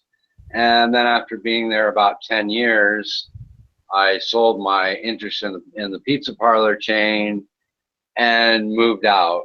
Basically 10 years was enough of that fucking cold ass shithole, and I moved on. But that's the short version. Yeah. Yeah. And Your Majesty, you were also in California? No, I only went to California to do a couple of shows on KSX Radio, which was a porn star. They were promoting porn stars through their internet radio television thing. So it was live on the air. You could Google it, and it's still running. But I only went. That's the only time I've been to California, except for the LA airport, was to go to Burbank and be a guest on KSX Radio with a guy named Wankus, cousin fucker, and his cousin that he fucked, and a couple of famous porn stars I can't quite remember the name of that you might even know. But it was really fucking fun, dude. They had the Jack Daniels, and we're live on cam. They had the 3 Ukrainian girls in the masturbation contest. I mean, it was real. I wish I'd have stayed longer, let me tell you. It was fun. Damn, where was I at that time? Well, if I'd have known you, I'd have dialed you right up and had you call into the show. It was also, they took phone calls from the audience, and it was fucking fantastic, dude. I'd actually, when I was on the show, I just got back from Thailand. I had a big rash on my ass that I showed the world live. It was fucking fun, dude. We're drunk. It's basically the studio they had with a couch and the lights, the photographers, and the soundstage guy was visible. And basically you had people sitting on the couches talking about porn with the porn stars. And, it was just great, man. It was really fun. Your Majesty, could you help me hook with some director who is interested in small penis porn? Well, I could, except you already admitted that you don't have a small penis, so that's not going to work. You got just an average old everyday medium-sized penis, and you're Pakistani. I don't think I can find anybody to help you. You're just going to have to go out and find some sluts that like fucking Pakistani dudes, which shouldn't be that hard to find. I wouldn't go to the Indian food section of town, but I'm sure you can find people that like to fuck a nice, healthy Pakistani security guard. And like I said, why don't you concentrate on finding girls that are committing crimes in your area and extort them for pussy and let them go? I knew that was coming. I knew it. Nah, I'm not an animal. I'm not an animal. Animal. Hey, man. Richard just gave you the answer right there, man. Dude, you just got to you have to assimilate into America. That's American culture. Is you find some shoplifting girls or something, and you say, look, let's make a deal. This is a capitalist society. They don't want to go to jail. You want some pussy. It's a win-win for everybody, dude. There's no animal involved, No. I better die as a virgin instead of doing that. Well, that's up to you, but don't blame me. I'm giving you the perfect solution, combining the American culture and your problem together with the perfect solution. Don't complain to me. Hey, buddy, this subject just reminded me something. Last night or yesterday, it was I think Tuesday night. The guy who I caught He was crying. He was crying not to call the police to the to the to our neighbor's security guard, and the police was already on its way. And I felt really bad. And when I was giving my statement, I almost started crying. Well, I've got a It was better choice for you. You ever see The Simpsons before? You probably have, right? Well, that the guy, I cartoon, the forget. cartoon. Yeah, the cartoon. I think the guy's name is Nelson. And when anything bad happens, he goes, eh. So what you should do as a security guard is every time you catch somebody and they start crying, you should mimic what Nelson does. They go, and you won't have to worry about it. It'll be Your funny. They Majesty, might even laugh. They might get your, Ma- mad, but they might laugh. Some of them will see the humor in it. your Majesty is What do you difficult. think, buddy? Would that be good for a security guard every time they catch somebody? Packy, are you on a serious note? Did it bother you pretty bad to see that guy, breaking that? Yes, yes, yes. I'm serious. Yeah. Oh, fuck him. He's a criminal. I hope he gets fucked in the ass. Who cares? But see, Your Majesty, poverty, being poor is very difficult. Yeah. Oh, so you're saying that the guy had no money and was trying to break in and steal something or whatever to No. He had a bag, he had sneakers, he had a jeans. So Okay. apparently he had money. Hey, Packy, you have to do what you were hired to do. But see, Well, if buddy. you feel so sorry for him, why don't you just flip the other way and start working out deals with criminals so they can come in and steal shit at the security guard and don't go to jail? I mean, it's a little hypocritical of you. If you really felt that fucking sorry for them, you'd start letting them come in and steal the shit so they wouldn't be poor anymore and you wouldn't have to arrest them. So which is it now? Come on, be honest. But I know where you're coming from, Packy. It's kind of a, it's a double. I understand it's a double-edged sword. It's difficult. Yeah, but Well, hey, why don't you get with the Gideons and get them to give you a big stack of Bibles, and each person you arrest, you could at least say, well, here's a free Gideon Bible for you to read as you're getting fucked in the ass in prison, and when you get out, maybe your life will be better.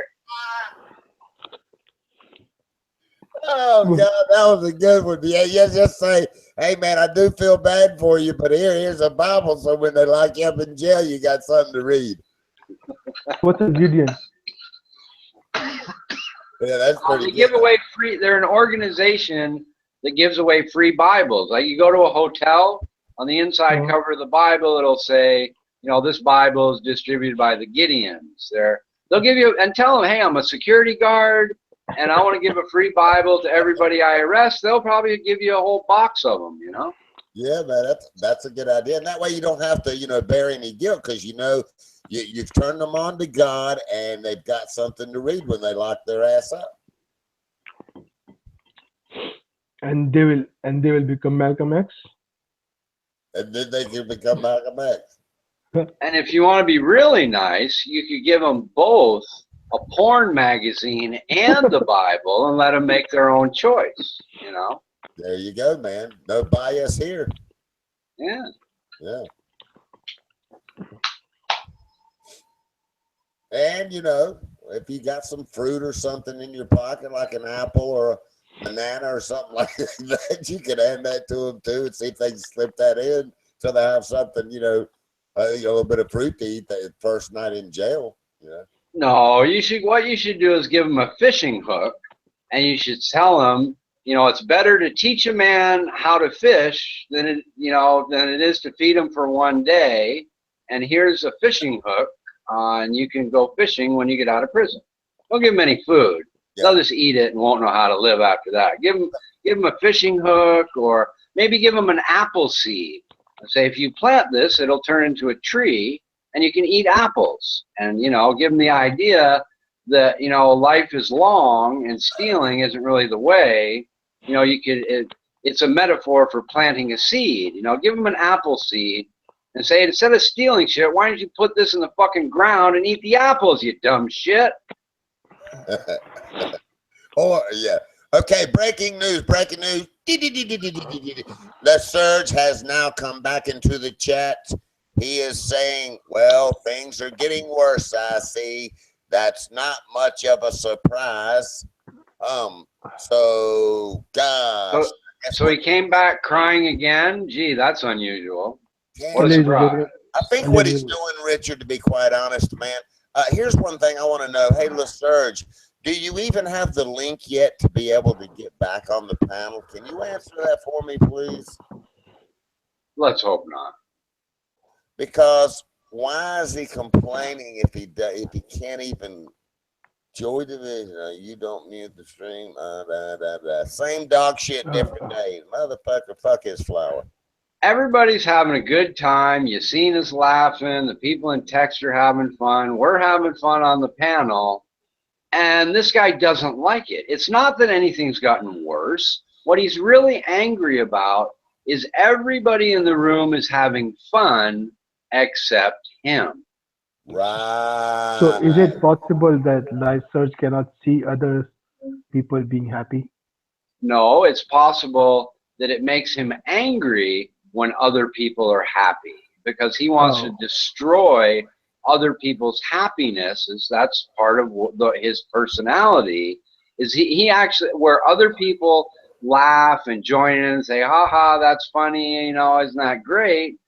He's more like trying to take the humor away and destroy it because he has this negative way of getting attention rather than a positive way. So it's not that he can't see the humor, it's that it actually makes him angry that other people are happy. Look, now Tudor's look, Tudor's starting to work his plan now too since LaSurge came in. Look, panel, let me in. I won't snipe today. They're running the game. Watch it. Armando, Yeah. Armando, Don't can I add 2D? don't make me Armando, beg. He says, don't make me beg. Armando, Armando, can I please add 2D? I He's my 2D. He's my love. I know know, what man. Tudor needs. Tudor needs a hug from Yasina while Buddy's kicking him in the ass. That's what Tudor I needs. was getting ready to say, I was getting ready to say it another way, man. Tudor, man, I was really getting off on conversations, man. You kind of broke my heart when he started sniping, man. Armando, can Really? I please add 2D? My lord, Armando, can I please add 2D?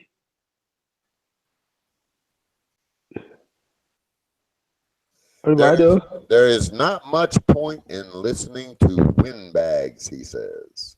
Let's see, what would make you think that I'm needing to cheer up? I've had a good day, but coming here is shitty. So why do you come, sir? what's a win back? That means lung full of air, just a bunch of words and no subject matter. Basically, the kind of person that cuts and pastes how shitty a chat room is and have nothing to say, that would be a windbag. Hey, Richard, I have a serious topic if we can talk. I have Well, seen give me some. give me a minute. I was gonna quit smoking and I lasted maybe 15 minutes, but I'm gonna walk up to the store and get a pack. I'll be back in a minute. Okay, okay. Hold In the that mean, thought. I shall return. in the meanwhile, I'm gonna ask the same question from Buddy. Buddy, have you noticed that the the teenagers, especially the girls, the one who are the one who are okay, the one who are okay, the one who are runaways from house, What, the one. hold on just a minute, Bank. You got to back up, man. I lost your words. Start over. Okay, have you noticed uh, uh, those those teenage girls who just leave their house and they are on the run and and and they end up being prostitutes? Most of them are lured into this business by their boyfriends, who are boyfriend slash pimps, and and I have seen that pimps, they kind of treat them really bad. They kind of hit them, beat them off, and they are addicted to drugs. But I just don't understand that why don't they just leave them and work for themselves instead of working their ass off and giving all the money to their pimps. Because along with what's being done to them, there's brainwashing and usually drugs involved, and it's not that simple. They can't just get up and leave because their money is being controlled and such, and they don't know. They become desperate and don't know a way out, and they're scared they won't get their next fix if they've got them on drugs. So it's kind of a circle of shit, is what it is. But so there's several different answers to that question, actually, as a package, all the way down to it's kind of like this package. When a girl trying to pay her way through college, okay, so when a girl tries to pay her way through college and she doesn't have enough money and she cannot receive a government grant, she'll dance at night at the topless bar to earn enough money to pay for her college degree. The problem with it is fast cash always ruins the outlook on earning an honest living because you're making fast cash. And so then the next thing that happens is the clients that the girl has at the topless bar that she goes home with after the bar closes to make extra $200 a pop. She also starts to get herself on drugs, and then the college is no longer an interest to her.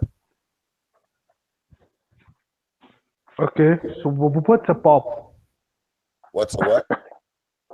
Pop, P-O-P, pop. A pop? That's a drink. Okay. That's a soda.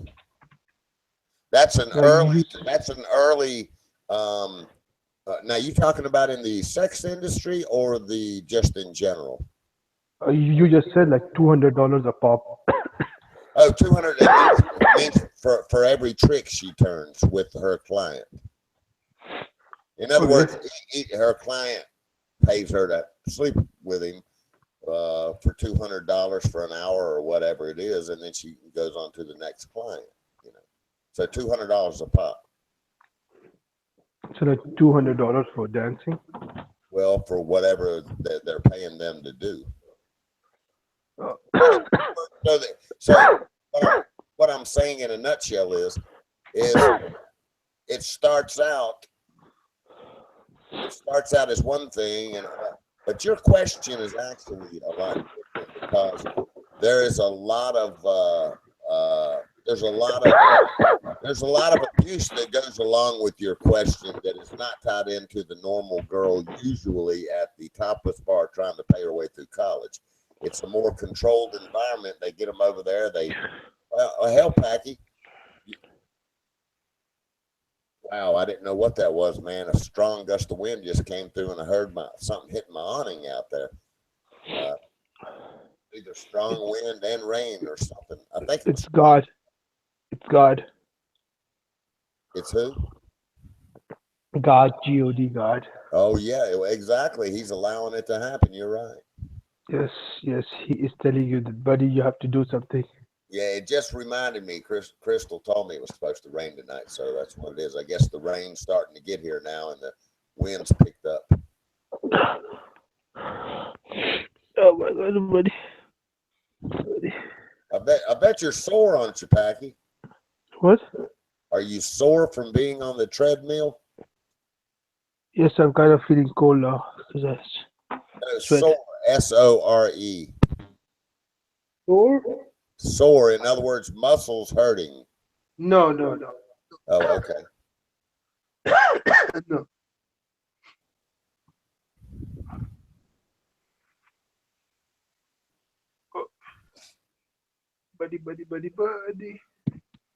Buddy.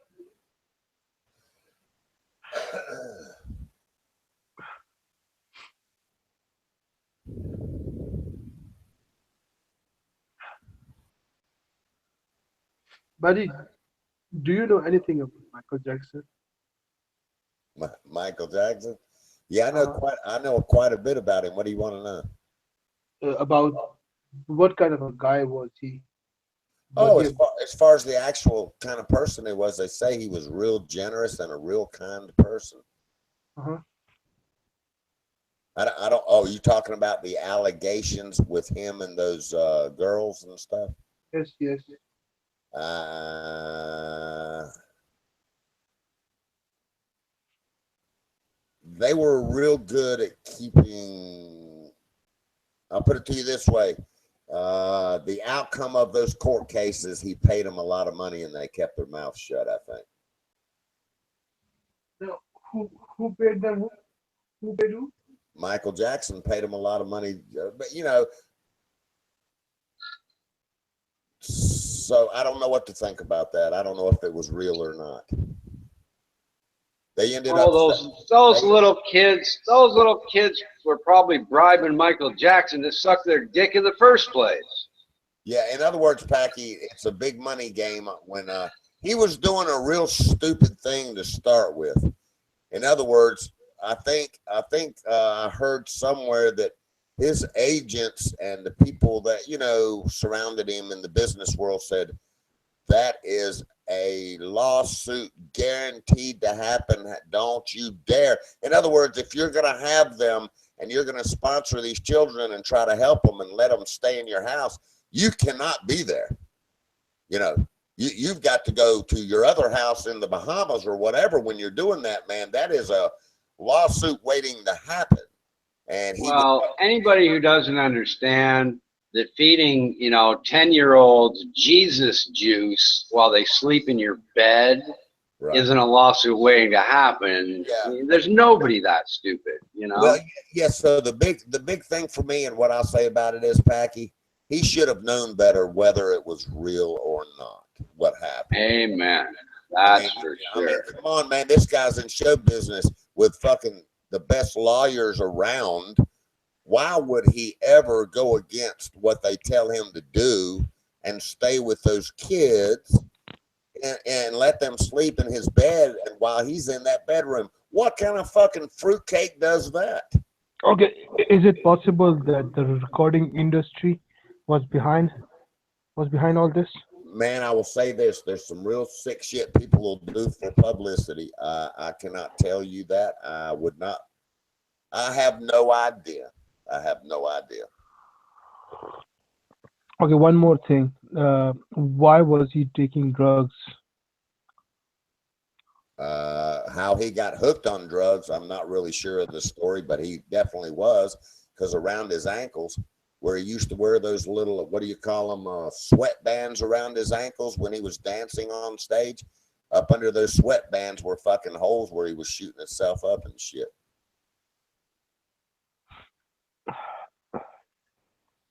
I think a lot of it might have come from all the plastic surgery and stuff he did, where he might have actually needed painkillers in the beginning, and then it escalated. But you ever look at his nose and his face? Fuck, it looked painful just looking at it, You just brought something else to mind, Richard. What flipped me out, I watched an interview with him, and they asked him about his his bleach white face and plastic surgery and stuff. He sat right there on the interview and said he never had any. Really? Wow, that's kind of wild. And that's on YouTube right now. I'll have to find, but if you type in Michael Jackson interviews, I'm sure it'll pull it up right here on YouTube. And they asked him, I was like blown away with his answer on that. I was like, Okay, why was he so obsessed of becoming white?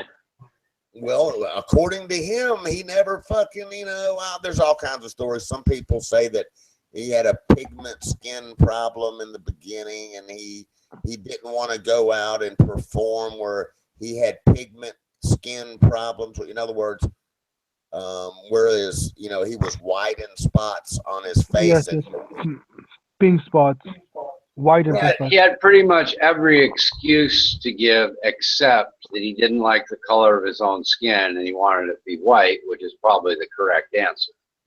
Well, and I would even go one step further into saying My understanding is that the father of that family was rather abusive to the Jackson Five, and Yes, that's my understanding too. I would almost say that his reasoning for if it okay if it was true that he wanted to be white instead of African American, then I would almost stem that back to his childhood and the abuse he suffered. No, okay. Abuse, like, in In what other, sense? in other words, I want to turn white because I hate my black father so bad. I'm going to turn myself white because he's a No, no. because he's It a was mostly emotional abuse. Their dad really didn't give a shit about them. He gave a shit that they were able to make a lot of money. So he put them all to work. He didn't really give them a life. He didn't let them have Right. friends and Right. that sort of thing back then. Exactly. They had no childhood. He missed out on Right. childhood a lot. So I don't know the answers to all that, but it's very interesting topics. It was And they that, were basically their dad's meal ticket, and and his dad took advantage of it. he built that fantasy, a place that That was his dreamland. excuse. I didn't have any childhood, so I'm having it now. Yeah, who fucking knows? They're weird people, and he's right at the top of the fucking list, is all you can say. Yeah, I mean, man, I have to admit that for an everyday person that works for a living, look, man, I can't even fathom what his life was like with his lifestyle. I wouldn't even want to begin to imagine. Okay. He's also completely delusional about a number of things. I saw a video where he went into this store that wouldn't allow him to have a bunch of items because he was broke and couldn't pay for them. And he walked through the store talking to the salesman. He'd say, "Oh, and that's mine over there, right? And this is mine over here." And the salesman sort of kissed his ass saying, "Oh, yes, that's yours, Michael, and that's yours, Michael." But they weren't his because he didn't have any money to pay for them. But not only was he delusional in thinking they were his, other people sort of enabled his delusion by going along with it and he's saying, "No, Michael, that's not yours. You haven't paid for it, and somebody else could buy it at any time." They were kissing his ass, pretending like that all belonged to him. And yes, Michael, that's yours, and that's yours, and blah blah blah. It was Okay, crazy. okay. What about his own kids? I think they're probably okay. I think that Presley girl's a decent woman. I think his kids are probably all right. Did he had a wife, like a real wife? I don't know if he actually married her or not, but Elvis Presley's relative, daughter, somebody named Priscilla Presley, is the mother of one of his kids, and some skank, I think, is the mother of another one. Yeah, a really weird deal, man. Look, so there you go, man. So, did those weird relationships even come from being isolated? He couldn't go anywhere in regular society. Who knows, man? I don't fucking know. I don't know. I don't know. I know one thing: if I'd have had his fucking money, I'd have had a lot better shit than some stupid $100 million child's playground, for fuck's sake. Well, yeah, I think that. Well, hell, man, I watched a video. He walked into some place. I forgot where it was. It was this real expensive arts and crafts place, and these expensive vases from different countries, and just crazy prices on this stuff. Okay, well, only celebrities go there, and they showed him walking through that place, man, going, "Yeah, I'll take one of those. Well, go ahead and give me that, give me that, give me that." And I was like, "Motherfuck, that's already what, $9 million?" Right. I think we're probably talking about the same thing. He never paid for or received any of those items. He just walked through pretending that he could afford to buy them. I think we're talking about the same video, dude. We might be. Yeah, he was broke during that period of time, and those people were just kissing his ass. They're like, okay, Michael. They knew full well that he didn't have a penny to pay for any of that shit. Yeah, it seems like something like that was tied into that story I was watching. Yeah, That's right. You didn't see him. You didn't see anybody picking up boxes and putting them in the fucking van on the way to his house in that video, did you? nope. That's right. Sure, All sure. you see is him walking through, trying to be big man on campus, and walking out with nothing. Yeah. No, was Michael Jackson broke? Yeah, he spent way more money than he received, and what he had was his best asset was actually he bought the songs from the Beatles. Now that's an asset that you can borrow against, but it's not a cash flow. You know what I mean? He owned some assets, but his cash flow was negative for so many years that he couldn't get any more loans. That people are like, look, you owe more than your assets are even worth. And he started having to sell off shit from his little Neverland or whatever it was, and his house was getting ready to get foreclosed on, and yeah, he was in deep financial trouble. And his main asset was he bought the rights to the Beatles songs at one point. Hey man, I watched an interview on David Cassidy today, and Yeah. hey man, do you know? Hey man, you talking about shitting somebody? Well, by the time they got done with all the David Cassidy lunch boxes and David Cassidy figures and all the different marketing and ways that they just made millions and millions and millions of dollars off of him, you know what they gave him for that? I know. $5,000 fucking dollars. Oh my God! And he kind of imploded and got on drugs and fucked his life up, didn't he, for a while? Anyway. Well, yeah, but I mean, he was being ripped off from, it's the classic story, man. I mean, they just made millions and millions. That's and millions. one thing I really respect about Eazy-E and Kid Rock.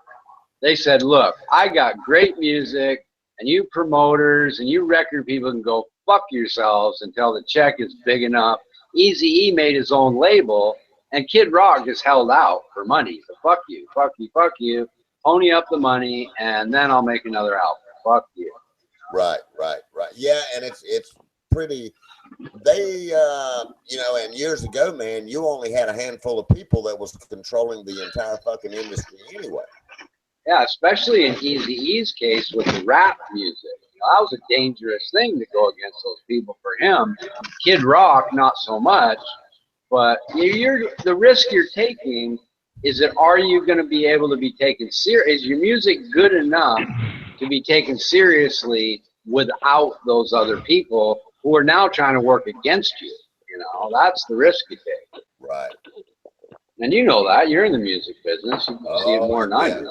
Oh, yeah. I'm not too far away from being able to try to do it on every single category thereof, man, all the way down to the record. I'm trying to do it all. For once in my life, I'm trying to do every bit of it, including the marketing. The musicians are funny, too. I knew these guys in high school, probably the most talented musicians you're ever going to run into.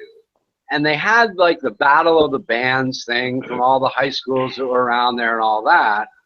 And at the time, Ted Nugent's Cat Scratch Fever was really popular, right? Whatever, songs like that.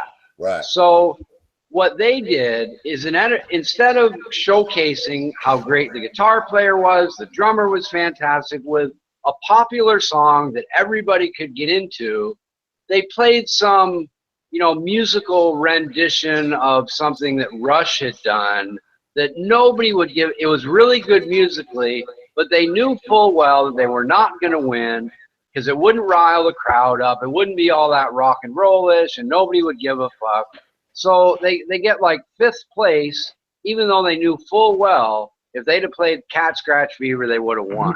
And that's just, they were so against the idea of winning and popularity and all that. They just had to play Xanadu from Rush instead of a song that would have won them. In other words, Richard, I've seen that all my life. In other words, the guitar player themselves are so into their perception of marketing the group as a whole is completely shot. They're more worried about playing a complex piece of music for the crowd and how wonderful they are.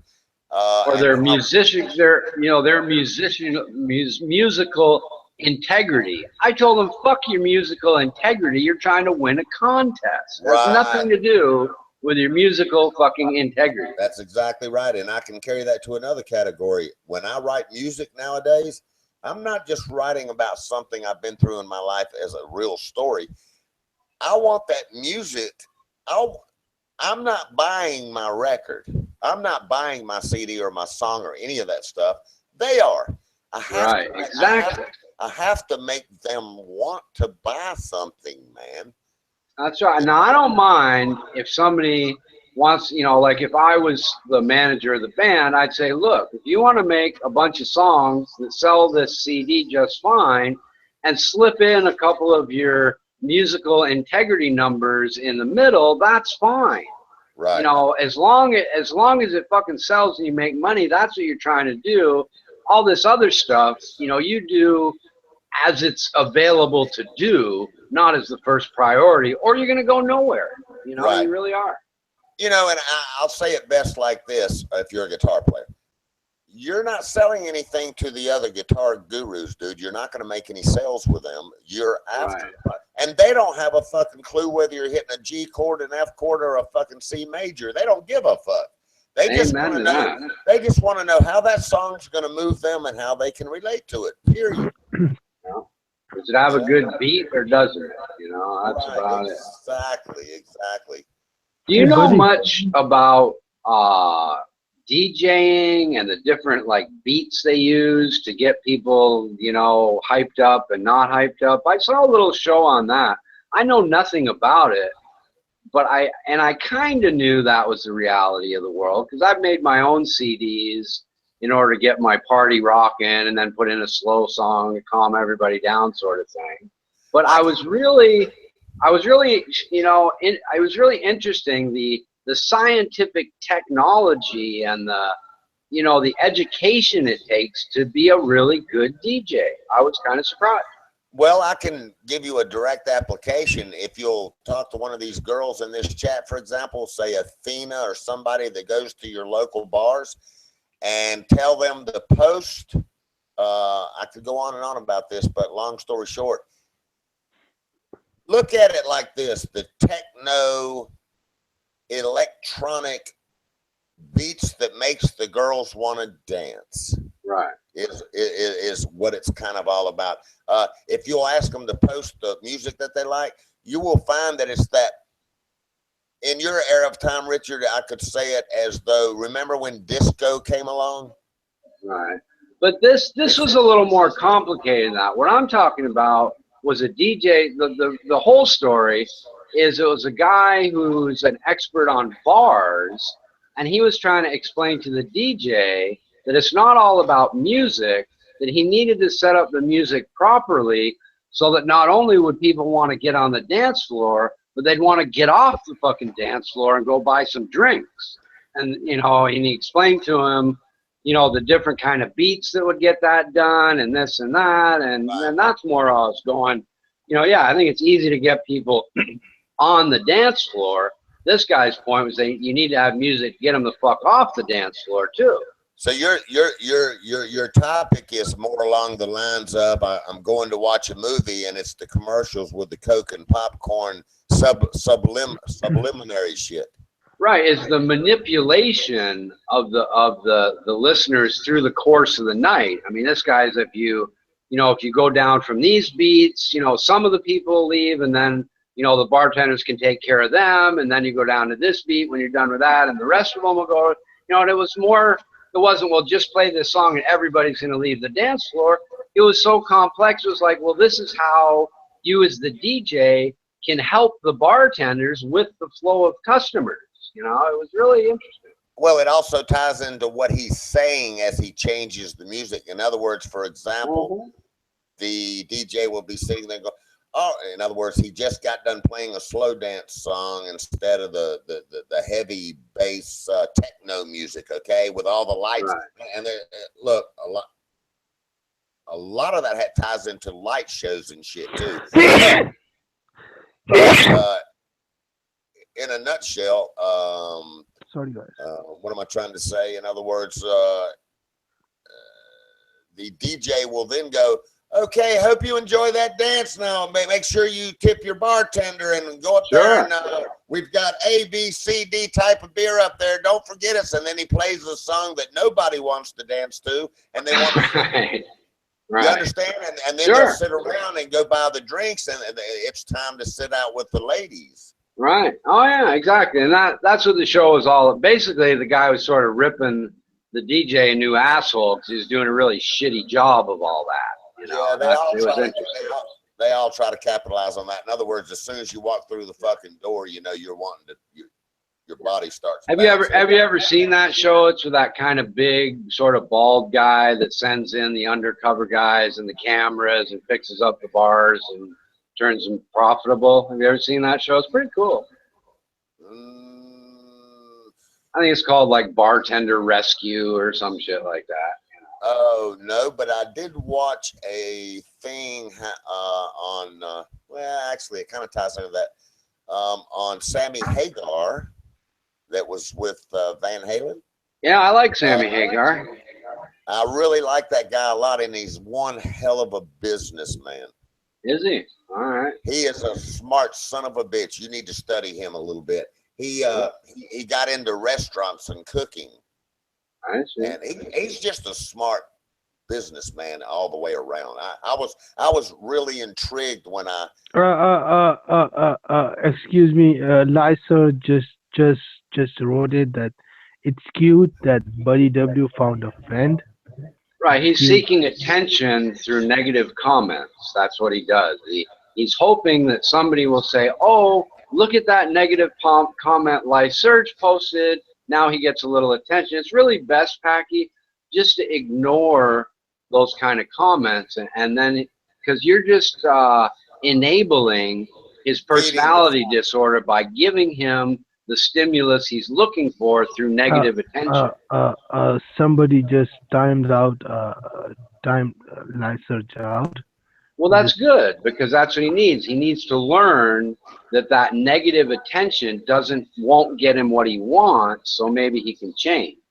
You know, that's a good thing. Somebody for him, not for us. None of us give a fuck about anything that guy has to say, and he doesn't really realize that all the things people do, whether they do it consciously or not, they say and they do to him for his own good. Yeah. Hey, I could say it in a different way, and what bugs me about it. And I hope I don't say this in a wrong way. Who do these people, let me make sure I say this right. Who do these people think they are coming and trying to control the entire stream with one agenda all the time? You know what I'm saying? In other words, and I don't want to put labels on anybody. I'm just saying it like this. For example, if Ronan Canucci comes here every day and does nothing but fucking post political shit in Armando stream, fucking 24/7 a fucking week, you know, what the fuck? Okay, why can't you come here with content and subject matter to carry on a legitimate conversation about, you know, real things instead of this corrupt agenda? I mean, are they that fucked up, man? Yeah, it's just it's the repetitive, boring nonsense that gets me. It's like, at least if you're going to troll, get some original material once in a while, please. Oh. Yeah, well, it's better off said like that. But yeah, I saw that, Packy.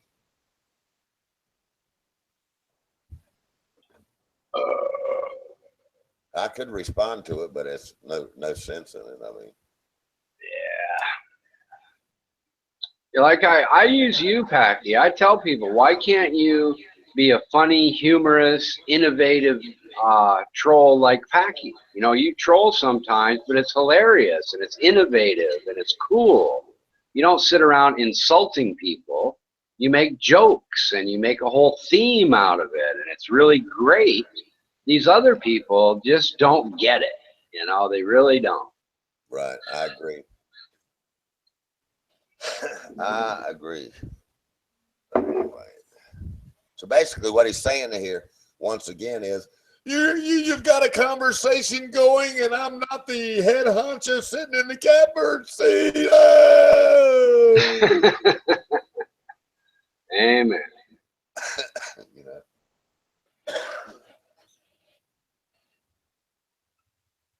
Well, these guys are, I don't know.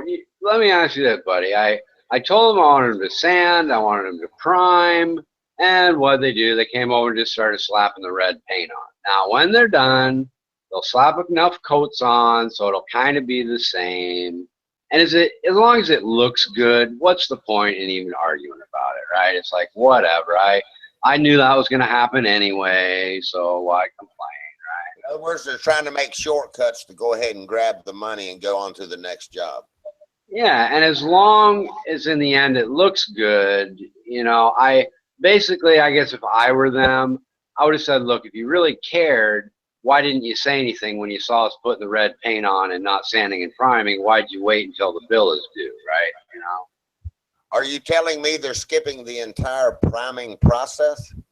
Well, essentially, yeah, and I don't care. I don't really give a shit. You know, it will be fine because the paint they're using, I thinned it down, and it's basically they're just using enamel paint instead of enamel primer, and it doesn't make that much difference to me. It's still going to last 10 years either way, so I don't. To properly answer that question, I'd have to know adhesion factors and such. Right. From Right. What I'm saying is the adhesion factor is the same. The only real difference is the primer costs less. You know, that's, and I'm not paying for it anyway. The materials are included. But my point is, I already knew this was going to happen. It really doesn't matter what you say you want. They're going to do it how they want anyway. So did they get the brand and stuff that you wanted? Well, they did. Yes, they did do that. So yeah. Okay, so yeah, man, it kind of is what it is over there. Right, exactly. And as long as it looks good, if there is any spot that sticks out because it was sanded, I will point it out and say, well, you didn't do any fucking sanding at all, and that part looks like shit. So please go sand that and then repaint it, and you can leave. That's probably what I'll do. Did they give any paperwork at all saying all the categories of things that no, but they would have if I'd pressed them, and it really doesn't even matter anyway because you can't then say, well, sand the 3 coats of paint off and put the primer on. You know, it's a little late already. But you said they did a good job on the neighbor's house, right? They did, and that's it. In the end, it's going to look just fine, but they kind of shortcutting it a little bit. I'd lay back and let them roll. Yeah, exactly. You know, they're doing it good enough. You know, I mean, fuck, they're 20, 25-year-old kids trying to make a living. I don't really give a shit. I don't have to do it. It's hot. There's 100 benefits in it for me, no matter what it's like in the end anyway. So I don't care that. I'll tell you, man, that just reminded me of something else. So when I would hire people to do things over there, if I thought they were, you know, it was funny to me well, at first it was an anger thing. I was like, do they really think I'm going to pay for that fucking Mickey Mouse bullshit? Right. And they do. Yeah. And then, you know, Crystal would explain everything to me about the blah, blah, blah. And then finally it got to a laughing point for me. And I was like, okay, I really do have to realize the culture I'm in and how things work. And, you do. And I've got to let this, you know, however you want to say it, technical, proper procedure mind thing go. You know, this is a different environment. This is blah, blah, blah. And it got off into, so I adapted to it well, too good, because then Crystal got mad at me. Check this story out. She probably don't want me telling this story, but I'll tell it anyway. She says, so there was he called himself an electrician. I hired him to do a few things in there. You know, the guy could use money and such. And I was trying to do all the other categories. Great. I got help, you know. And, you know, it got to the point I was just laughing at, you know, the stuff. I was like, okay, whatever. It's going to be better than it was anyway. But I inverted every bit of that. And I would start hanging out with the guys and asking them cultural questions about their childhood, what they've experienced in their life there. Where did they get their training? Did you get it from, just working with family members? And I got off into the person. And I found that the more and more they liked me, the son of a bitches did a lot better job. Well, I just made a liar out of myself. The guy coming around to the trim of my office is scraping and wire brushing and sanding all of a sudden. So go figure, whatever, Their whole thing, everything's different, man. It really is. It really is. And that's the one thing when I say good job, what I really mean is the lines are perfectly tight and there's no overslop. The blue's where the blue's supposed to be, the white's where the white's supposed to be. My neighbor's house, the painters he had do it, I'm maybe 100 yards from his house and I can see the fuck ups on his house from 100 yards away. And that's what I don't want. I don't want any paint in the wrong place, and they've done a perfect job of not getting any of the red on the white so far, and they're halfway around the house. That's what I care about. I got one question to ask you, and I can give you an answer on that right now. Are they taping anything off or doing it freehand? Nope, they're doing it freehand, and they're doing a perfect job. Well, okay, fantastic then. Yeah. But I was going to say, so the truth of the answer would then be you got to go by what they did on the other house versus you can't analyze it until they're done. That's right. But the other thing too is that a really experienced painter shouldn't need tape except for maybe a couple of corners or some weird spot here or there. I painted for a long time, and if you're a good painter, you can paint within 1,000th of an inch where nobody can tell the difference. You shouldn't need masking tape. It's refreshing to hear you say that. I only use frog tape and stuff on certain things like I've been doing that. And you've got to be good at that itself. If you don't put the fucking tape on properly, it'll end up looking worse than if you did it freehand anyway. The tape isn't really that big a help. People think it is, but it's really not. No, it's more of a menace than anything else. I very rarely ever use it. Exactly. People used to flip out. I mean, well, even Crystal, she's been over there, when I've been painting on the houses and shit, and she'll go, "How do you do that?" I went, "Well, number one, it's just from doing it. And the second thing is I pick out good brushes, and I pay the extra $1 for the brushes. It's going to hold the paint right and spread the paint the way I want it." Yeah, and actually they came here, part of the money I gave them went into brand new brushes. So they're experienced. They know what they're doing, and I'll give them that, Right. Yeah, you'll probably end up with a pretty good job because they want your neighbor to hire them next to you. Yeah, exactly. And that happens a lot here. Somebody will do a job, and the next thing you know, that's how they got over here, was doing a good job for somebody else in this little community. You're absolutely right. They may go from my house right directly across the fucking street. It's everything in that culture. They are not going to spend the money for multi-marketing. It's solely by word of mouth. Yeah.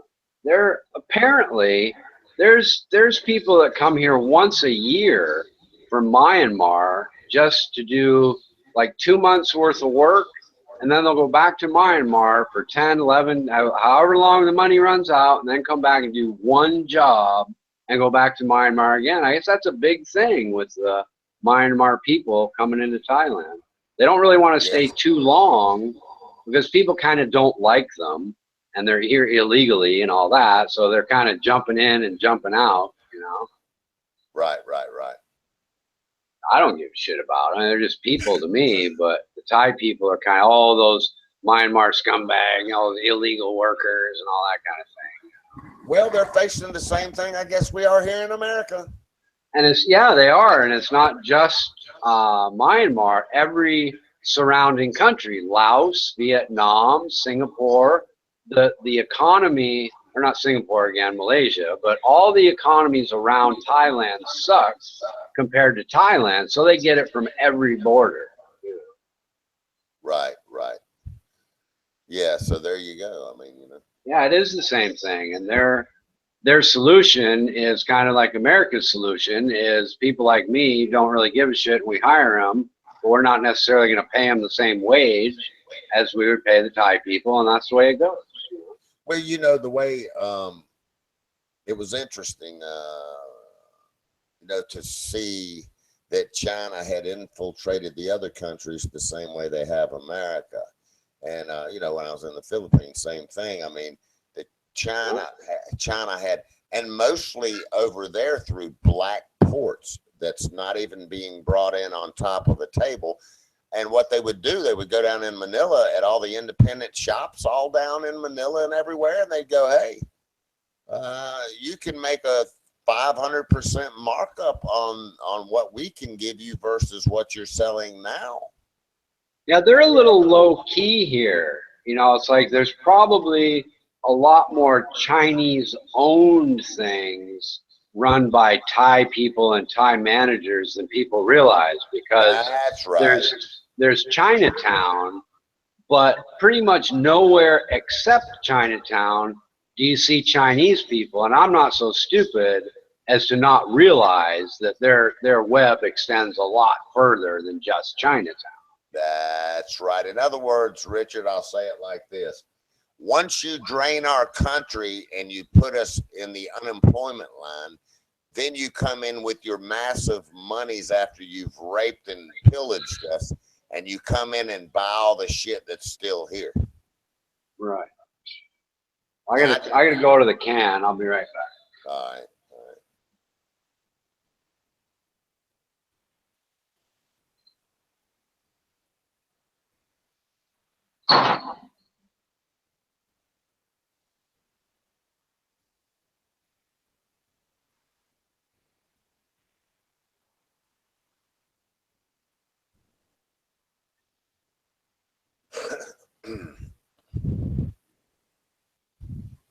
Oh, Tudor, you mean Nolan?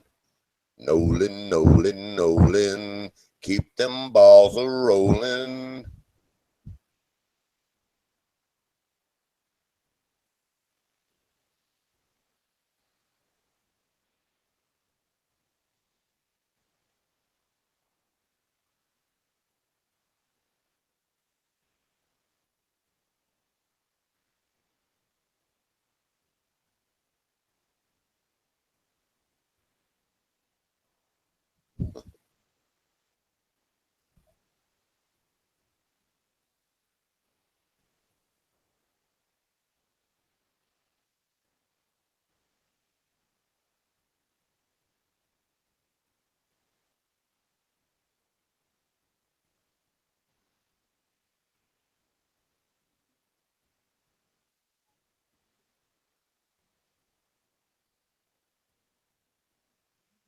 There's your punchline, LaSurge.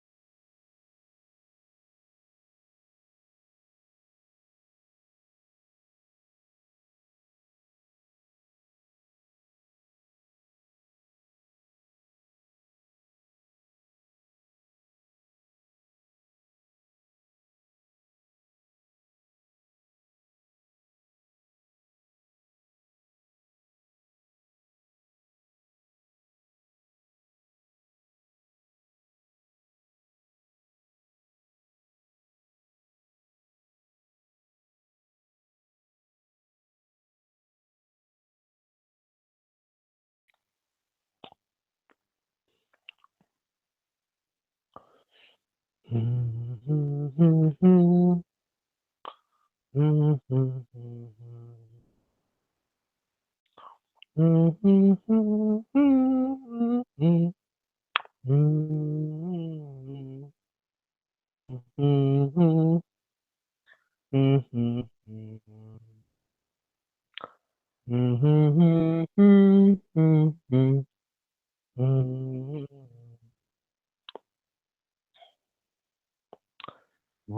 moment breathe is wow.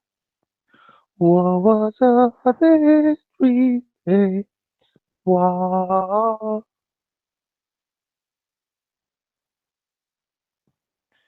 Wow, wow, wow, wow, wow, we wow.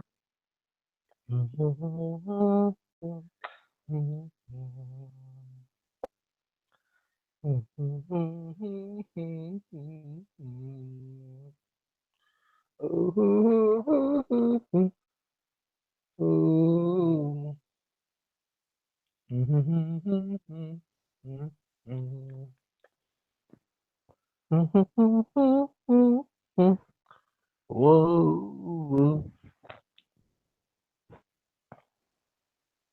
Armando is my God, and the poor was like Armando.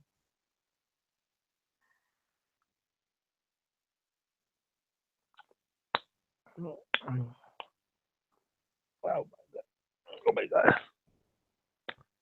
Yeah.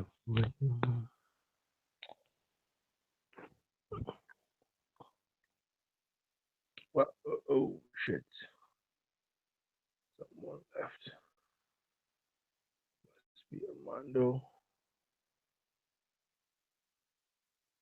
Oh shit. Richard left.